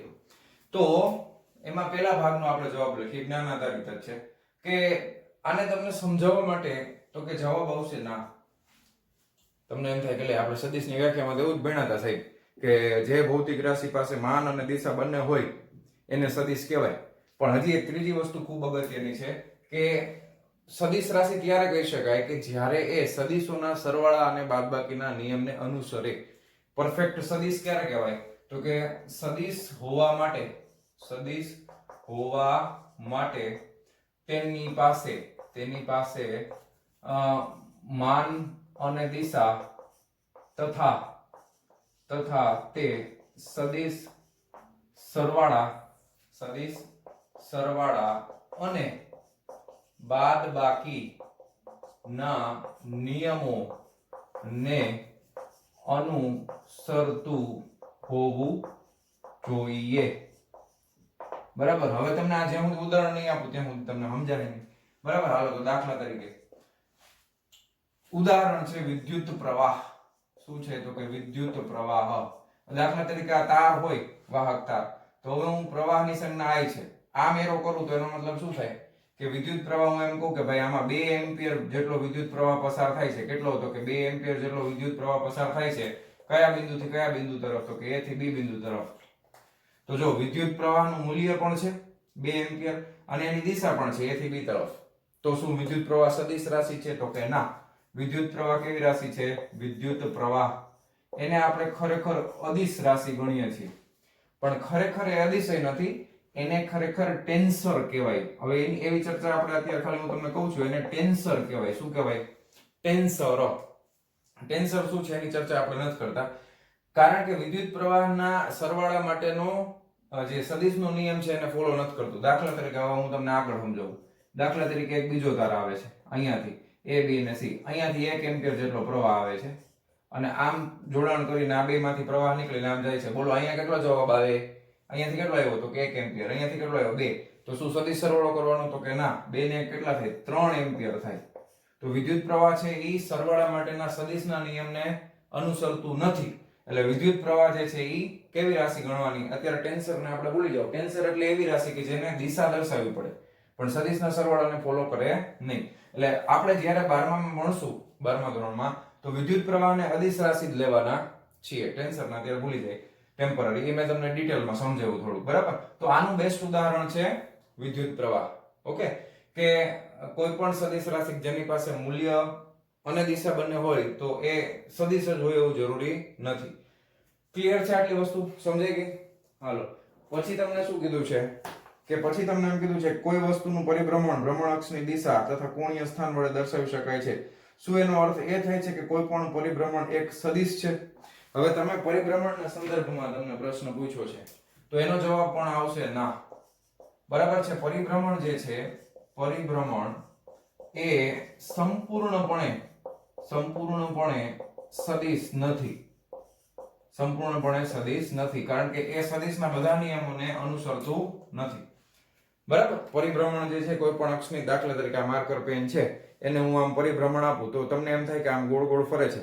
તો આપણે હમણાં કોણીય વેગ તમને ખબર છે, જોયું હતું લાસ્ટમાં. તો કોણીય વેગ છે સદિશ રાશિ છે, એની દિશા હોય. મેં તમને કીધું હતું જમણા હાથને નિયમને ફોલો કરે. પણ પરિભ્રમણ છે એ પણ સંપૂર્ણપણે સદિશ નથી. દાખલા તરીકે મારી પાસે તમને સમજાવવા માટે આ એક મેચ બોક્સ તમે કહી શકો, બરાબર, બાકસ છે. ધારો કે હું આને બે રીતે પરિભ્રમણ કરાવું છું, ધ્યાનથી જોજો, બરાબર? હવે મારે તમને સમજાવવું છે. તમારી સામે મેં બાકસ આ રીતે મૂકેલી છે. આ સપાટી છે, આને આપણે માર્કરથી કોઈ એક સપાટી છે એના ઉપર હું આમ લાઈન કરી નાખું. અહીંયા દેખાય? હા, હવે આ રીતે છે. હા, આ એની પ્રારંભિક સ્થિતિ છે. હવે જો આ x અક્ષ, તમે એને સમજો કે આ માર્કર છે એ x અક્ષ છે આમ, અને એના ઉપર આ બાકસ છે. તો હું પહેલા x અક્ષ ઉપર પરિભ્રમણ કરાવું. તો x અક્ષ ઉપર પરિભ્રમણ જો આ રીતે કરાવું છું આમ, તો તમારી સામે શું આવ્યું? તો કે ગોળો આવ્યો. બરાબર? પછી હવે હું આને y અક્ષ ઉપર પરિભ્રમણ કરાવું છું. તો હવે y અક્ષ ઉપર પરિભ્રમણ કરાવીએ એટલે y અક્ષ આ થઈ ગઈ. બરાબર? જો ફરીથી પેલા આમ છે, x અક્ષ ઉપર પરિભ્રમણ કરાવો એટલે આમ ફેરી. બરાબર છે? હવે હું આને અહીંયાથી પકડી અને આમ રાખવી પડશે અને y અક્ષ ઉપર પરિભ્રમણ કરાવું છું. બરાબર છે? y અક્ષ ઉપર હું એને દાખલા તરીકે આ રીતે પરિભ્રમણ કરાવું છું આ. તો તમારી સામે કઈ સપાટી આવી? તો કે આ સપાટી આવી. બરાબર? આ ભાગ આવવો જોઈએ. તો સદિશ x પ્લસ સદિશ y. બરાબર? તો આ ભાગ આવ્યો ઈ મને મળે છે. અત્યારે તમે જુઓ, અહીંયા હું લખું છું એકડો. બરાબર? તો તમને શું એકડા વાળો ભાગ મળ્યો ને, ખાલી સમજવા માટે. હવે વળી પાછું આપણે આને આમ નામ રાખી દઈએ. ઓકે, હવે હું આને પરિભ્રમણ કરાવું છું y પ્લસ x માં. જોજો ધ્યાનથી. આ બાકસ પાછી હતી એમ નામ થઈ ગઈ. હવે હું y અક્ષ ઉપર પરિભ્રમણ કરાવું છું. તો x અક્ષ તો આ છે, y અક્ષ આ થાય. તો y અક્ષ ઉપર પરિભ્રમણ કરાવું છું તો આમ આવ્યું. બરાબર? y અક્ષ ઉપર પરિભ્રમણ કરાવું છું એટલે આ એકડા વાળો ભાગ આવ્યો કે નહીં? હવે તમે જુઓ, હવે હું આને આમ રાખું અને x અક્ષ ઉપર પરિભ્રમણ કરાવું છું. તો x અક્ષ ઉપર હું એને પરિભ્રમણ કરાવું તો તમે જોજો શું આવે છે. તો કે આવું આવ્યું. અથવા તો હું x અક્ષ ઉપર આમ પરિભ્રમણ કરાવું તો આ ભાગ આવશે. તો ઘોડો ઉપર જાય છે આવું. તો પેલા હતું એવું આવ્યું તો કે ના, પેલા આ હતું. તો x પ્લસ y જે છે ઈ અને y પ્લસ x આ બે ના જવાબ સરખા આવે નહીં. કોના માટે? તો કે પરિભ્રમણ માટે. તો એ સંપૂર્ણપણે તમે કહી શકો કે એ સદિશના નિયમને અનુસરતી નથી. શું કામ નથી એને અનુસરતી? એ બધું આખું ડિટેલમાં બહુ મોટા લેવલ ઉપર ચર્ચા થાય. અત્યારે ખાલી આપણે યાદ રાખવાનું તો કે ના, પરિભ્રમણ છે સંપૂર્ણપણે સદિશ રાશિ નથી. અમુક ભાગમાં આપણે એને સદિશ તરીકે લઈએ છીએ. પ્લસ હજી તમને એક્સ્ટ્રા કહું કે તમે કોઈ પણ વસ્તુને પરિભ્રમણ કરાવતા હો અને એને તમે અરીસાની સામે મૂકો તો બધી વસ્તુ બદલાય છે, આડાવડી થઈ જાય, બરાબર. એટલે તમે કહી શકો કે સંપૂર્ણપણે સદિશને અનુસરતી નથી. અને આનું બેસ્ટ એક્ઝામ્પલ છે વિદ્યુત પ્રવાહ. ઓકે, તો ફટાફટ નોટ ડાઉન કરો. બે જ્ઞાન આધારિત પ્રશ્ન આપણે જોયા. ચાલો જવા દઉં છો. ચાલો વિદ્યાર્થી મિત્રો, હવે આપણે જોશું સ્વાધ્યાયનો 4.28 નંબરનો પ્રશ્ન. આ પણ જ્ઞાન આધારિત છે. એમાં પહેલો ભાગ તમને આમ પૂછ્યું છે કે કોઈ વર્તુળાકાર લૂપમાં વાળેલ તારની લંબાઈ, બરાબર, પછી કોઈ સમતલ ક્ષેત્રફળ અને કોઈ ગોળા સાથે સદિશને સાંકળી શકાય, સમજાવો. બહુ અગત્યનો પ્રશ્ન છે આ, ધ્યાનથી સમજજો, બરાબર. પહેલા પ્રશ્નમાં તમને એમ કીધું છે કે વર્તુળાકાર કોઈ એક તાર છે, ધારો કે આ તાર છે, સીધો તાર છે. આ તારને મેં આમાંથી શું બનાવી નાખ્યું? તો કે આ તારમાંથી મેં એક છે ને ગોળાકાર લૂપ બનાવી નાખી. ગોળાકાર લૂપ બને એટલે આ વર્તુળ બને કે નહીં? બરાબર ને? આ ધારો કે આ તારનો એ છેડો છે, આ એનો બી છેડો છે, પછી એને વાળીને આ એ અને બી અહીંયા ભેગા થઈ ગયા એટલે વર્તુળ બની ગયું. તો આ વર્તુળ છે એની પાસે કોઈ દિશા હોય? તો કે ના. હવે વર્તુળમાં તમારે ક્યાં દિશા બતાવી? કઈ બાજુ તમે દિશા બતાવી શકો? તો કે વર્તુળને કોઈ દિશા હોય નહીં, કારણ કે વચ્ચેના ભાગમાં એ ખાલી છે. વચ્ચેના ભાગમાં એ ખાલી છે. વર્તુળને કોઈ ચોક્કસ દિશા હોતી નથી. ક્લિયર છે? ખબર પડી ગઈ? વર્તુળ આ તાર છે એટલે એકદમ તમે દોરી લઈ લો, દોરી એને વર્તુળ બનાવો દોરીમાંથી તમે, બરાબર, બે છેડા ભાગા કરી, તો એને કોઈ ચોક્કસ દિશા હોતી નથી. તો પહેલા પ્રશ્નનો જવાબ આવશે ના. ઓકે, વર્તુળ બનાવો દોરીમાંથી તો એને કોઈ દિશા હોય નહીં. પછી તમને એમ કીધું છે કે કોઈ સમતલ ક્ષેત્રફળ, ધારો કે આ એક સમતલ ક્ષેત્રફળ મારે બનાવવું છે. ધારો કે આ રીતે મેં એક સમતલ ક્ષેત્રફળ બનાવ્યું, બરાબર. તો આની પાસે કોઈ દિશા હોય? તો આનો જવાબ આવશે હા. આ જ શીખડાવું છું મારે, 12માં બહુ કામ આવશે. તમને એમ થાય છે બાને કેમ દિશા હોય? એવું કેમ દિશા હોય? દાખલા તરીકે જો આ પાછી બાકસ લઈને આવ્યો હું. આ બાકસનું ક્ષેત્રફળ દેખાય? આ ઘોડો દેખાય છે? ઘોડો દેખાય છે ને? હવે ઘોડો દેખાય? ઘોડો દેખાય? ઘોડો નો દેખાય ને? હવે ઘોડો દેખાય? દેખાય. હવે ઘોડો દેખાય? આ ક્ષેત્રફળનો ભાગ છે. હવે આ તમારી આંખોની સામે હોય તો દેખાય છે, પણ આમ હોય તો દેખાતું નથી. એટલા માટે આપણે કહી શકાય કે આ જે સપાટી છે એ સપાટી કંઈક સદિશની જેમ વર્તતી હોવી જોઈએ. તો આનો ક્ષેત્રફળનો સદિશ છે એ યાદ રાખજો. કોઈ પણ સપાટી હોય, દાખલા તરીકે આ માર્કર બોર્ડ તમને દેખાય છે, તો આનો ક્ષેત્રફળનો સદિશ હંમેશા સપાટીને લંબ હોય. ક્યાં હોય? તો કે સપાટીને લંબ હોય. તો આના માટે ક્ષેત્રફળનો સદિશ છે એ સપાટીને લંબ આ રીતે હશે. ઓકે, આ ક્ષેત્રફળનો સદિશ છે, તો સદિશ A. તો યાદ રાખજો, ક્ષેત્રફળ છે એ સદિશ રાશિ છે. કેવી રાશિ છે? ક્ષેત્રફળ છે એ સદિશ રાશિ છે. ઓકે, કોઈ પણ વસ્તુનું ક્ષેત્રફળ એ સદિશ રાશિ છે. ઓકે, સદિશ રાશિ છે અને તેનો સદિશ હંમેશા સપાટીને લંબ હશે. ક્ષેત્રફળનો સદિશ છે હંમેશા સપાટીને લંબ હશે. હવે તમને એમ થાય કે સિંગલ કાગળ હોય, કાગળ એમાં સપાટી તો છે, તો સાહેબ કે ક્ષેત્રફળનો સદિશ અમારે દર્શાવવો હોય. ધારો કે આ મારો હાથ ને હથેળી દેખાય છે ને કાગળ છે, આ ધ્યાનથી સમજજો. તો આનો ક્ષેત્રફળનો સદિશ મારે દર્શાવવો હોય તો ઘણા લોકો એમ કહેશે કે સર આ બાજુ દર્શાવો છે, ઘણા લોકો એમ કહેશે કે સર અહીંયા દર્શાવો છે. હાલે, બે સાચા છે, બરાબર છે. તો ખુલ્લી સપાટી માટે ખુલ્લી, ખાસ એ હું અહીં લખતો નથી પણ તમે યાદ રાખજો, ખુલ્લી સપાટી કહેવાય. ખાલી કાગળ હોય ને, ખાલી કાગળ, એને ખુલ્લી સપાટી કહેવાય. દાખલા તરીકે આપણી પાસે આ ચોપડી છે, બરાબર, તો એનો આ ખાલી કાગળ લેવામાં આવે ને તો આ ખુલ્લી સપાટી થાય, બરાબર. પણ આ બાકસનું બોક્સ જે મેં તમને બતાવ્યું, આ બંધ સપાટી થાય, જો બધી બાજુથી પેક છે. તો ખુલ્લી સપાટી માટે ક્ષેત્રફળનો સદિશ ક્ષેત્રફળને લંબ રૂપે કોઈ પણ બાજુ તમે લઈ શકો. દાખલો ગણતા હોય ત્યારે તમે જે દિશા નક્કી કરો એ આખા દાખલામાં એ જ દિશામાં રાખવાનો. પણ બંધ સપાટી માટે, દાખલા તરીકે આ બાકસની સપાટી બધી બાજુથી બંધ છે, તો બંધ સપાટી માટે ક્ષેત્રફળનો સદિશ સપાટીને લંબ રૂપે બહારની તરફ જોઈએ, આમ, આના માટે આમ. આમાં કોઈ દિવસ અંદર ના જાય, બંધ છે એટલે. આ યાદ રાખવાનું, બરાબર. તો ક્ષેત્રફળ છે એ સદિશ રાશિ છે અને તેનો સદિશ હંમેશા સપાટીને લંબ હશે. આટલી વસ્તુ યાદ રહી ગઈ. હવે ત્રીજો પ્રશ્ન પૂછ્યો છે. ત્રીજામાં એમ કીધું છે કે ધારો કે કોઈ ગોળા સાથે સદિશને સાંકળી શકાય. હવે આપણે જોજો, હવે ગોળો દોરીએ છીએ.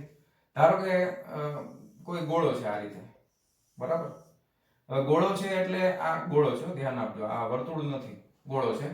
તો ગોળાની સપાટી હોય, તો ગોળાની સપાટી હોય તો હંમેશા સપાટી જે છે આટલો ભાગ, દાખલા તરીકે હું એમ કહું કે ગોળાની આટલી સપાટી, તો અહીંયા આગળ ક્ષેત્રફળનો સદિશ સપાટીને લંબરૂપે તમે લઈ શકો.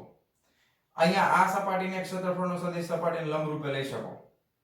બરાબર, આ સપાટીને ક્ષેત્રફળનો સદિશ સપાટીને લંબરૂપે લઈ શકો. તો ગોળાના કોઈ એક સપાટી હોય ત્યાં તમે ક્ષેત્રફળનો સદિશ એને લંબરૂપે લઈ શકો. પણ યાદ રાખો, ગોળો જે છે એની ત્રિજ્યા સરખી છે, વર્તુળ ગોળો છે એની ત્રિજ્યા સરખી છે, તો જે ક્ષેત્રફળનો સદિશ તમને જ્યાં મળે છે એને તમે આમ પાછળની સાઈડ લંબાવો તો એવડો ને એવડો ક્ષેત્રફળનો સદિશ તમને ઊંધી દિશામાં પાછળની બાજુ મળે. તો આ બધા જ ક્ષેત્રફળના સદિશોનો જો સરવાળો કરવામાં આવે તો કુલ ક્ષેત્રફળનો સદિશ શું થઈ જાય? શૂન્ય થઈ જાય. તો ગોળાનો કોઈ ભાગ હોય તો એને ક્ષેત્રફળ હોય, એને દિશા હોય, પણ આખા ગોળાને કોઈ પર્ટિક્યુલર દિશા હોતી નથી. તો અહીંયા જવાબ આવશે ના, કારણ કે ગોળાનું કદ છે તો એ કદને કોઈ દિશા હોય નહીં. અને વર્તુળ ગોળો છે ને એ બધી બાજુથી તમને ગોળો જ દેખાય, એમ બાકસ જેવું નહીં કે એક બાજુ ચોરસ દેખાય ને ઉપરથી. ગોળો તો તમને બધી બાજુથી એક સરખો ગોળ જ દેખાશે ને, સમજાય તમને? તો એને કોઈ દિશા હોય નહીં. તો આના જવાબમાં આવશે ના, ગોળાને કોઈ દિશા હોતી નથી. આ પ્રશ્નમાંથી ખાસ અગત્યનું આ છે, ક્ષેત્રફળ છે એ સદિશ રાશિ છે. તમને ઘણી વાર માપતા હોય તેમ કે 25 મીટરનો વર્ગ, એમાં ક્યાં દિશા હોય? પણ હોય. ક્ષેત્રફળ છે એ સદિશ રાશિ છે અને દિશા છે એ સપાટીને લંબ રૂપે હશે. બરાબર છે? ખુલ્લી સપાટી હોય તો તમે કોઈ પણ બાજુ લઈ શકો, બંધ સપાટી હોય તો હંમેશા સપાટીને લંબ રૂપે બહારની તરફ. આ વાક્ય યાદ રાખવાનું છે લાઈફ ટાઈમ. ઓકે, ચાલો તો આ નોટ ડાઉન કરી લ્યો ફટાફટ. ચાલો જવા દઉં છું. ચાલો વિદ્યાર્થી મિત્રો, હવે આપણે જોવાના છીએ સ્વાધ્યાયનો 4.29 નંબરનો પ્રશ્ન. ચાલો, શું કહે છે કે ભાઈ, બંદૂકમાંથી સમક્ષિતિજ સાથે 30 ડિગ્રીના કોણે છોડેલી ગોળી જમીનને 3 કિલોમીટર દૂર અથડાય છે. ઓકે, પ્રક્ષિપ્ત કોણનું મૂલ્ય ગોઠવીને આપણે 5 કિલોમીટર દૂર આવેલા લક્ષ્ય પર ગોળી મારી શકીએ. ગણતરી કરીને જણાવો હવાનો અવરોધ અવગણો. ઓકે, તો સૌથી પહેલા સમક્ષિતિજ જમીનને 3 કિલોમીટર દૂર, એટલે તમને અવધિ આપેલી છે 3 કિલોમીટર. બરાબર, અવધિ તમને આપેલી છે 3 કિલોમીટર. ઓકે, આટલી વસ્તુ. પછી આને તમારે મીટરમાં ફેરવવી હોય તો મીટરમાં ફેરવી નાખીએ, 3000 મીટર થાય અવધિ. અને θ0, પ્રારંભિક ખૂણો θ0 બરાબર કેટલા છે? તો કે 30 ડિગ્રી છે. ચાલો, તો અવધિ માટેનું સૂત્ર શું થાય વાલા વિદ્યાર્થી મિત્રો? R બરાબર v0² sin 2θ0 divided by g. થાય કે નહીં? v0² sin 2θ0 divided by g. Okay, હવે આપણે કામ કરીએ. 30 ડિગ્રીનો ખૂણો છે, v0² by g. r મારી પાસે છે. જો કઈ કઈ વસ્તુ છે, r છે અને ખૂણો છે, તો v0² ના છેદમાં g. આ નથી ને આપણી પાસે, તો એને r ના છેદમાં શું કરી દઈએ? sin 2θ0 કરી નાખીએ. બરાબર, ચાલો, તો r છે એ મારી પાસે છે 3000 ભાગ્યા sin 2θ0, એટલે sin કેટલા થઈ જશે? 2 ગુણ્યા 30, એટલે sin 60 ડિગ્રી થઈ જાય. એટલે આ કેટલા થાય? √3 ભાગ્યા 2. sin 60 એટલે √3 ભાગ્યા 2, છેદનો છેદ અંશમાં જવા દો, એટલે 2 ગુણાકારમાં આવી ગયા. 3 દુ 6000 ભાગ્યા √3 આવશે. હવે તમને પ્રશ્ન એમ કીધો છે કે તમારે છે ને તમારે પ્રક્ષિપ્ત કોણનું મૂલ્ય ગોઠવવાનું છે. એટલે ખૂણાનું મૂલ્ય એવી રીતે ગોઠવવાનું છે કે જેથી કરીને 5 કિલોમીટર દૂર આવેલા લક્ષ્ય ઉપર ગોળી મારી શકીએ. ગણતરી કરીને જણાવો. એવું થઈ શકે ખરું એમ? તો 5 કિલોમીટર દૂર જવું છે તો તમે એક વસ્તુ નોટિસ કરો કે મહત્તમ અવધિ હોય મારી પાસે. દાખલા તરીકે જો r બરાબર r મેક્સ હોય, મહત્તમ અવધિ લેવામાં આવે તો મહત્તમ અવધિનું સૂત્ર શું થશે? તો કે e થઈ જશે v0² by g. થાય કે નહીં? અહીં sin 2θ0 એટલે તો એ 1 થઈ જશે, 45 ડિગ્રી લેશો એટલે મહત્તમ અવધિ v0² by g થઈ જાય. રાઈટ? તો હવે તમે આ સૂત્રનો ઉપયોગ કરો તો મહત્તમ અવધિ મને કેટલી મળે? rm બરાબર v0² by g. એની કિંમત કેટલી છે? 6000 ભાગ્યા √3. તો 6000 ભાગ્યા √3 તમે કરો એટલે કેટલા થશે? જોવો જરીક. બરાબર, 6000 ભાગ્યા અચ્છા √3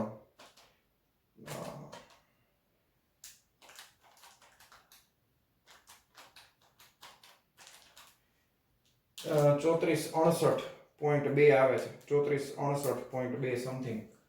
તો 3468.2 એટલે આને પાછા કિલોમીટરમાં ફેરવો હોય તો 3.47 લખો મેક્સિમમ. હાલો, આનાથી વધારે થાય ભાગ્યા 1000 કરવાના ને આ મીટરમાં છે તો 3.47 કિલોમીટર સુધી તમે જઈ શકો, એનાથી વધારે દૂર જઈ શકો નહીં. તમારે ક્યાં સુધી પહોંચવું છે? 5 કિલોમીટર સુધી. તો જે શક્ય નથી. ઓકે, કઈ હતી આ? શું છે? ઓકે, ભંગાર બંદૂક છે, 5 કિલોમીટર દૂર નથી જઈ શકતી. બરાબર, આ બંદૂક નહીં હાલે. બદલાવો બંદૂક, બદલાવો. હાલો તો ફટાફટ લખી નાખો. એકદમ સિમ્પલ છે કેલ્ક્યુલેશન. ચાલો જવા દઉં છું. હા, વિડીયો પોઝ કરીને લખી લેજો. ચાલો વિદ્યાર્થી મિત્રો, હવે આપણે જોવાના છીએ સ્વાધ્યાયનો 4.30 નંબરનો પ્રશ્ન. ચાલો શું કહે છે, રકમ વાંચી લઈએ. એક ફાઇટર જેટ પ્લેન 1.5 કિલોમીટરની ઊંચાઈ પર 720 કિલોમીટર પ્રતિ કલાકની ઝડપથી સમક્ષિતિજ દિશામાં ઉડી રહ્યું છે. એટલે વેગ તમને અચળ આપેલો છે, એટલે ઝડપ તમારી અચળ ઝડપ આપેલી છે. જો તે વિમાન વિરોધી તોપની બરાબર ઉપરથી પસાર થતું હોય, તોપ અહીંયા હોય, પ્લેન અહીંયાથી આમ જાય છે, એટલે તોપ મારી દે તો ઉડી જાય ને પ્લેન. હા, તો શિરોલંબ દિશા સાથે તોપના નાળચાનો ખૂણો કેટલો હોવો જોઈએ કે જેથી 600 મીટર પ્રતિ સેકન્ડની ઝડપથી છોડેલ ગોળો ફાઇટર પ્લેનને અથડાય? આ પેલો પ્રશ્ન છે. ફાઇટર પ્લેનના પાયલોટે લઘુત્તમ કેટલી ઊંચાઈએ પ્લેન ઉડાડવું જોઈએ કે જેથી તે ગોળાથી બચી શકે? હાલો, આટલી વસ્તુ આપણને આપેલી છે. ફટાફટ તમને ડાયાગ્રામની મદદથી સમજાવું. ધારો કે આપણે અક્ષ પસંદ કરી લઈ. ધારો કે આ x અક્ષ છે, ધારો કે આ y અક્ષ છે. બરાબર, આ સમક્ષિતિજ છે, આ શિરોલંબ દિશામાં છે. તો હવે એક ફાઇટર પ્લેન જે છે ને વાલા વિદ્યાર્થી મિત્રો, ઈ પ્લેન છે ને, ઈ પ્લેન આ દિશામાં ઉડી રહ્યું છે. આમ ફાઇટર પ્લેન આમ જાય છે, સમક્ષિતિજ દિશામાં આમ જાય છે. બરાબર, હવે સમક્ષિતિજ દિશામાં કેટલા અંતરે? તો કે ઈ અંતર તમને આપી દીધું છે 1.5 કિલોમીટરની ઊંચાઈ. એટલે સમક્ષિતિજની સાથે આ જે અંતર છે ઈ કેટલું છે? 1.5 કિલોમીટર. હાલો, આટલું સમજાણું તમને? હાલો, હવે એક્ઝેક્ટ આ પ્લેનની નીચે એટલે અહીંયા બરાબર એક મિસાઇલ પડી છે. શું પડ્યું છે? તો કે ભાઈ એક મિસાઇલ પડેલી છે. આ મિસાઇલ આ રીતે. હવે આ મિસાઇલ છે ને તમારે છોડવાની છે. તો મિસાઇલ તમે છોડો તો પ્લેનને ફટકાવી જોઈએ એવું તમને કીધું છે. તો કેટલા ખૂણે? અને ખાસ ધ્યાન આપો, ખૂણો તમને શિરોલંબ સાથેનો કીધો છે. ખૂણો કોની સાથેનો કીધો છે? શિરોલંબ એટલે y અક્ષ સાથેનો ખૂણો. કેટલા ખૂણે ફટકાવી? તમને ખબર છે અહીંથી તમે મિસાઇલ છોડો એટલે પ્રક્ષિપ્ત ગતિ કરવાની શરૂ કરે અને આ રીતે ગતિ કરશે. તો આ રીતે ગતિ કરતા કરતા ધારો કે આ જગ્યા ઉપર મિસાઇલ છે અને પ્લેન છે, બે એકબીજા ભટકાઈ ગયા. તો તમારે અહીંયા આગળ ધારો કે આને તમે આમ સ્પર્શક દોરીએ તો તમારે આ ખૂણો ગોતવાનો છે વાલા વિદ્યાર્થી મિત્રો. આ ખૂણો કેટલો થાય? આ ખૂણો થીટા ગોતી લઈએ આપણે. ધારો કે ગોતવાનો છે તો આ બે વચ્ચેનો ખૂણો તો 90 ડિગ્રીનો છે. તો આ વધારાનો જે ખૂણો છે એ કેટલો થાય?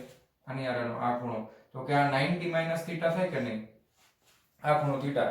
આપણે પ્રારંભિક વેગ જે છે ઈ મેં સ્પર્શક દોરીને તમને સમજાવ્યું કે આ ધારો કે પ્રારંભિક વેગ છે એમ નામ રાખીએ. આ કેટલો વેગ છે? તો કે આ v0 છે.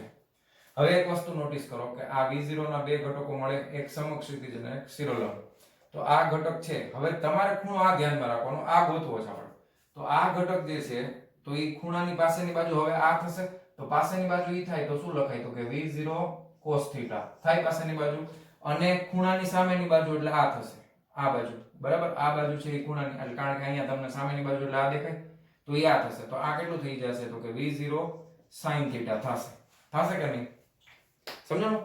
તમે એક વસ્તુ નોટિસ કરો, જો તમે મિસાઇલ એટલે કે ગોળો સીધો છોડી દો, ત્યાં તો પ્લેન નીકળી ગયું હોય, તો તમારે ગોળાને કોઈ એંગલ ઉપર છોડો કે જેથી કરીને આમ પ્લેન અહીંયાથી આવે, ગોળો અહીંયાથી આવે, ઢાળ દઈને ભટકાઈ જાય. બરાબર, તો તમને પ્રશ્ન એમ પૂછ્યો છે શિરોલંબ સાથે કેટલા ખૂણે છોડવો જોઈએ, અને તમને આનો પ્રારંભિક વેગ તમને આપી દીધો છે. તો પહેલા વેગની ચર્ચા કરીએ. પ્લેનની ઝડપ કેટલી છે ભાઈ? ફાઇટર પ્લેનની 720 કિલોમીટર પ્રતિ કલાક. તો અહીંયા આપણે લખી નાખીએ છીએ પ્લેનનો વેગ ધારો કે v ઇઝ ઇક્વલ ટુ કેટલા છે? 720 કિલોમીટર પ્રતિ કલાકમાં. અને ઓલી છે એ મીટર પ્રતિ સેકન્ડમાં. એટલે આને આપણે કિલોમીટર પ્રતિ કલાકને મીટર પ્રતિ સેકન્ડમાં ફેરવવું પડશે. હાલો, તો આ 720 કિલોમીટર એટલે કેટલા થાય? 1000 મીટર. કલાક એટલે 3600 સેકન્ડ થાય. ઓકે, બે મીંડા ગયા, 36 દુ 72 થાય. ઓકે, અને અહીંયા મીંડું બરાબર ને, 36 દુ 72 એક મીંડું તો હતું. તો આ થઈ ગયા 200 મીટર પ્રતિ સેકન્ડ. તો આ શું છે? તો કે આ પ્લેનનો વેગ છે. આ પ્લેનનો વેગ છે એ સમક્ષિતિજ દિશામાં છે એટલે એની ઝડપ છે 200 મીટર પ્રતિ સેકન્ડ. અહીંયાથી જે ગોળો છોડ્યો છે એ ગોળાનો વેગ, તો ગોળાનો પ્રારંભિક વેગ આપેલો છે. ગોળાનો પ્રારંભિક વેગ બરાબર 600 મીટર પ્રતિ સેકન્ડ. હવે આ ગોળાના વેગના બે ઘટકો છે. પ્રક્ષેપ ગતિ આપણે ભણ્યા છે એટલે ખબર જ હોય. એક ઘટક છે એ સમક્ષિતિજ છે, એક શિરોલંબ ઘટક છે. તો ગોળો પ્લેન ને અથડાય તેના માટે આ ખાસ સમજો, તેના માટે બંનેના સમક્ષિતિજ વેગના ઘટકો સમાન હોવા જોઈએ. જો એવું કેમ? તો કે આનો સમક્ષિતિજ ઘટક છે તો જ્યારે તમારો ગોળો આટલું અંતર કાપશે ત્યાં સુધીમાં પ્લેન આટલું અંતર કાપી લે તો અંતર તમે કઈ દિશામાં માપો છો? તો સમક્ષિતિજ દિશામાં. તો પ્રક્ષિપ્ત ગતિમાં તમને યાદ છે કે અચળ વેગથી ફેંકેલું હોય તો એનો સમક્ષિતિજ ઘટક હંમેશા આખા રસ્તામાં કેવો રહેશે? તો કે અચળ. તો સમક્ષિતિજ ઘટક અહીંયા આગળ શું છે? તો કે v0 sin θ. આનો વેગ સમક્ષિતિજમાં કેટલો છે? તો કે 200. તેથી તમે લખી શકો શું? તો કે v0 sin θ બરાબર શું થવા જોઈએ? તો કે v. હવે મારે ખૂણો ગોતવાનો છે. યાદ કરો તમારે કેટલા ખૂણે અને શિરોલંબ આરેનો. તો sin θ ને કરતા બનાવો. તો sin θ બરાબર v ના છેદમાં v0. v આપણી પાસે છે 200 અને v0 છે 600. બે મીંડા ગયા, 2 તેરી 6 એટલે 1 ના છેદમાં 3 આવે. તો તમે લઈ શકો θ બરાબર sin ઇન્વર્સ 1 ના છેદમાં 3. 1 ના છેદમાં 3 એટલે તમે લખી શકો 0.33333 એમાં હિલ જ કરે. ઓકે, 3 તેરી 9 3 તેરી 9 હિલા કરશે. તો sin ઇન્વર્સ નેચરલ સાઈનમાં જો કે ક્યારે ખૂણો કેટલો મળે છે? જો જરાક કેટલો આવે છે ખૂણો? 19.5 ડિગ્રી. કેટલો આવશે ખૂણો? θ બરાબર 19.5 ડિગ્રી. તો પહેલા પ્રશ્નનો જવાબ તમને મળી ગયો છે કે અહીંયા આગળ જે પણ તમે ગોળો છોડવા માટે જે તોપ યુઝ કરો છો એ તોપનું નાળચું શિરોલંબ સાથે 19.5 ડિગ્રીના ખૂણે હોવું જરૂરી છે. તો આ આપણે પહેલા પ્રશ્નનો જવાબ મેળવો. હવે બીજા પ્રશ્નમાં તમને એમ કીધું છે વાલા વિદ્યાર્થી મિત્રો કે શું કીધું છે કે ફાઇટર પ્લેનના પાયલોટે લઘુત્તમ કેટલી ઊંચાઈએ પ્લેન ઉડાડવું જોઈએ કે જેથી તે ગોળાથી બચી શકે અને g બરાબર 10 મીટર પ્રતિ સેકન્ડ લો. હવે તમે જુઓ કે અહીંયાથી જે ગોળો છૂટ્યો ને આમ જાય છે. તમારું ફાઇટર પ્લેન અહીંયા હોય તો અહીંયા જ ભટકાઈ ગયું. હવે તમે એવું કરો કે આને ઉપર પ્લેનને ઉપર લેતા જાઓ તો ગોળો આમ દૂર જતું જશે. હવે એક જગ્યા એવી આવશે કે આ ગોળા આ મિસાઇલ એટલે કે જે તમે ગોળો છોડ્યો છે તોપમાંથી ઈ ગોળો તો જો એનો પથ આવો છે આમ એટલે એની મહત્તમ ઊંચાઈ ફિક્સ થઈ ગઈ ગ્રાઉન્ડ થી. તો એના કરતા વધારે ઊંચાઈ ઉપર ઉડાડો તો પ્લેન છે એની યાર ગોળો ભટકાય નહીં. તો બીજામાં આપણે એમ લખી શકાય કે ગોળાની મહત્તમ ઊંચાઈ માટે બરાબર તમે પ્રક્ષેપ ગતિમાં મહત્તમ ઊંચાઈનું સમીકરણ તમને ખબર છે hm બરાબર શું લખીએ છીએ v0 square sin square theta 0 બરાબર. પણ અહીંયા આગળ ધ્યાન આપજો એ જે તમે સમીકરણ આપણે સાબિત કર્યું હતું સમક્ષિતિજ ગતિ માટે એના માટે તમે ખૂણો છે એ સમક્ષિતિજ સાથેનો લીધો હતો. તો અહીંયા આગળ પણ તમે આ સૂત્ર મૂકો ત્યારે ખૂણો સમક્ષિતિજ સાથેનો લેવો પડે. તો સમક્ષિતિજ સાથેનો ખૂણો કેટલો છે? 90 - θ. તો v0 સ્ક્વેર sin સ્ક્વેર 90 - θ લેવું પડશે. આ ધ્યાન આપજો ખાસ. ઓકે, ના છેદમાં 2g. આ સૂત્ર તો તમને યાદ જ હોય. હવે sin સ્ક્વેર 90 sin 90 - θ એટલે પહેલું ચરણ થાય. પહેલા ચરણમાં બધું ધન હોય. 90 ડિગ્રી છે એટલે sin નું રૂપાંતર cos માં થાય. તો આના બરાબર શું થઈ જશે? તો આ થઈ જશે v0 સ્ક્વેર cos સ્ક્વેર θ ના છેદમાં 2g. બરાબર છે. હાલો હવે મારે cos θ ની કિંમત ગોતવાની છે. જો મારી પાસે sin θ ની કિંમત છે તો cos θ ની કિંમત તમારે ગોતવી હોય તો કઈ રીતે ગોતી શકાય? ધ્યાન આપજો કે મારી પાસે આ સૂત્ર છે sin square θ plus cos square θ બરાબર 1. કે તો સાહેબ તમારી એકલી પાસે થોડીક હોય, અમારી પાસે હોય. તમારી પાસે છે જ ને આ sin સ્ક્વેર θ આવડતું જોઈએ ને. હવે આમાંથી તમે cos સ્ક્વેર θ ને કરતા બનાવો તો શું થાય? તો કે 1 - sin સ્ક્વેર θ થાય. હવે 1 - sin θ એટલે કેટલા છે? તો કે 1/3 નો વર્ગ એટલે 1/3 તેરી 9 થઈ જાય. 9 * 9 માંથી 1 જાય તો 8 ના છેદમાં શું આવે? 9 આવે. તો આ આવ્યું cos સ્ક્વેર θ. મળી ગઈ કે નહીં કિંમત? જો ખાલી એક નાનું એવું ત્રિકોણમિતિનું સૂત્ર વાપરીએ એટલે ફટ દઈને મળી જાય. તો cos સ્ક્વેર θ ની કિંમત બાકી બધી કિંમત આપણી પાસે છે. તો મહત્તમ ઊંચાઈ કેટલી આવશે? v0 square. v0 આપણને કેટલું આપેલું હતું? પ્રારંભિક વેગ 600 બરાબર. ગોળાનો પ્રારંભિક વેગ અહીંયા હું લખતા ભૂલી ગયો, તમારે અહીંયા લખવાનું v0 બરાબર v0. તો આ થઈ જશે 600 એનો વર્ગ. cos સ્ક્વેર θ છે તમારી પાસે 8/9 ગુણાકારમાં 2 g એટલે તમારી પાસે છે 10. ઓકે, હવે સાવ સિમ્પલ કેલ્ક્યુલેશન છે. 34 બે મીંડા છે એટલે 1 2 3 ને 4 મીંડા થઈ જાય. 8 નો આંકડો. ઓકે, આ 9 ગુણ્યા 2 અને અહીંયા 10. હવે આ મીંડું કાઢી નાખો. 9 ચોક 36, તો 1 2 ને 3 મીંડા છે. ઓકે, પછી અહીંયા 2 ચોક 8, ચોકે ચોકે 16, 1 2 ને 3 મીંડા. એકમ ઊંચાઈ છે એટલે મીટરમાં આવે, તો મહત્તમ ઊંચાઈ તમને કેટલી મળશે? તો કે 16,000 મીટર એટલે કેટલા થાય? તો કે 16 કિલોમીટર. ઓકે, તો પાયલોટ જે છે એ 16 કિલોમીટર ઊંચાઈ ઉપર પ્લેન ઉડાડતો હશે તો અહીંથી ગોળો આવશે, ઠુમ દઈને વયો જશે નીચે, પણ પ્લેનને ભટકાશે નહીં. 16 કિલોમીટર અથવા એના કરતા વધારે. તો ફાઇટર પ્લેન જે છે, પ્લેન ને 16 કિલોમીટર અથવા તેનાથી વધારે ઊંચાઈ પર ઉડાડવું જોઈએ. બરાબર? તો આ છે જવાબ. તો ચાલો લખી નાખો ફટાફટ 4.30 નંબરનો પ્રશ્ન. ચાલો તમે લખી લેજો, વિડીયો પોઝ કરીને જવા દઉં છું. ચાલો વિદ્યાર્થી મિત્રો, હવે આપણે જોશું સ્વાધ્યાયનો 4.31 નંબરનો પ્રશ્ન. 4.31. ઓકે, શું કહે છે કે એક સાયકલ સવાર 27 કિલોમીટર પ્રતિ કલાકની ઝડપથી સાયકલ ચલાવી રહ્યો છે.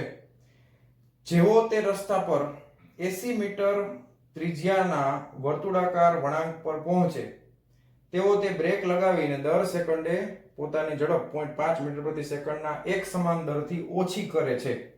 એક સમાન દર આપ્યો છે અને ઓછી કરે છે એટલે પ્રતિ પ્રવેગી ગતિ થાય, ઝડપ ઘટતી જાય છે. એટલે વર્તુળાકાર પથ પર સાયકલ સવારના ચોખ્ખા પ્રવેગનું મૂલ્ય તથા દિશા શોધો.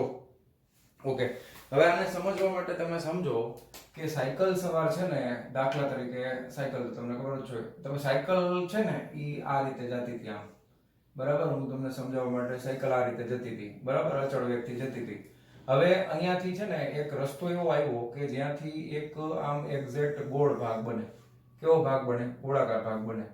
એટલે સાયકલ સવારને શું થયું તો કે હવે અહીંયાથી સાયકલને ટર્ન લેવાનું ચાલુ કરવું પડે. સમજાય તમને? અને આ વર્તુળ છે તો વર્તુળનું કેન્દ્ર અહીંયા ક્યાંક હોય, ધારો કે. હવે અહીંયાથી સાયકલ વળાંક આવ્યો એટલે બ્રેક તો મારવી જ પડે, નકર તો શું થાય કે પડી જવાય. બરાબર? બ્રેક મારીને પછી જ વળાંક લેવાય ને, સીધી તો તમે એટલો સ્પીડમાં વળાંક લેવા જાવ તો સ્લીપ થઈ જાય, પડી જાય. એટલે એને અહીંયાથી બ્રેક મારવાનું શરૂ કર્યું ને આમ વળાંક લેવાનું ચાલુ કર્યું. તો હવે ખાસ એક બે વસ્તુ તમને સમજવાની છે કે જ્યારે એ અહીંયાથી આમ વળાંક લેવાનું શરૂ કરે તો બે પ્રવેગ હોય. કેટલા પ્રવેગ હોય? બે. કેમ? તો કે કોઈ વસ્તુ વર્તુળાકાર માર્ગે ગતિ કરે તો તમને ખબર છે એક કેન્દ્રગામી પ્રવેગ હોય, જેને ઇંગ્લિશમાં સેન્ટ્રીપેટલ એક્સેલરેશન કહેવાય, તમને ખબર છે. તો એ કઈ દિશામાં હોય? તો કે અહીંયાથી તમે પહેલા તો વેગની દિશા નક્કી કરો તો એ સ્પર્શકની દિશામાં વેગ હોય. તો આ છે એ વેગની દિશા થઈ ગઈ. ઓકે, હવે એને લંબ દિશામાં કેન્દ્ર તરફ, એટલે આ દિશામાં કેન્દ્રગામી પ્રવેગ હશે. આ દિશામાં કયો પ્રવેગ હશે? કેન્દ્રગામી, જેને AC વડે દર્શાવવામાં આવે છે. રેડી?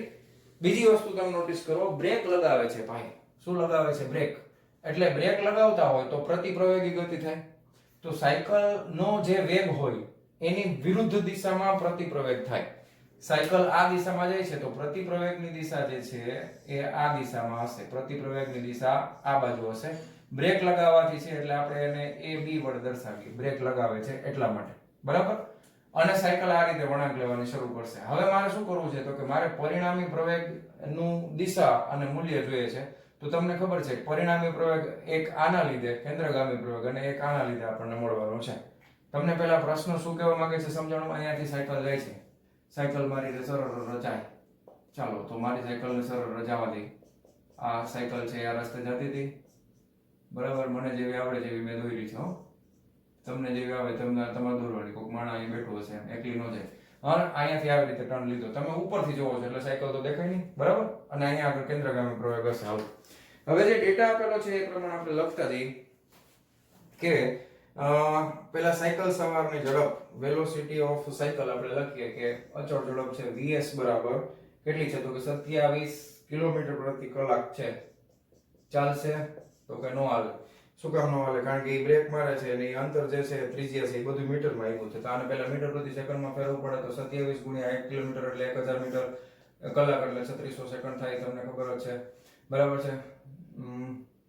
3 9 27, 3 1 3 3 2 6, બરાબર છે? 3 ચોક 12, 3 તેરી 9 એટલે 30/4 આવ્યું. કેટલું આવ્યું? 30/4. ઓકે, ભાગાકાર કરો ફટાફટ.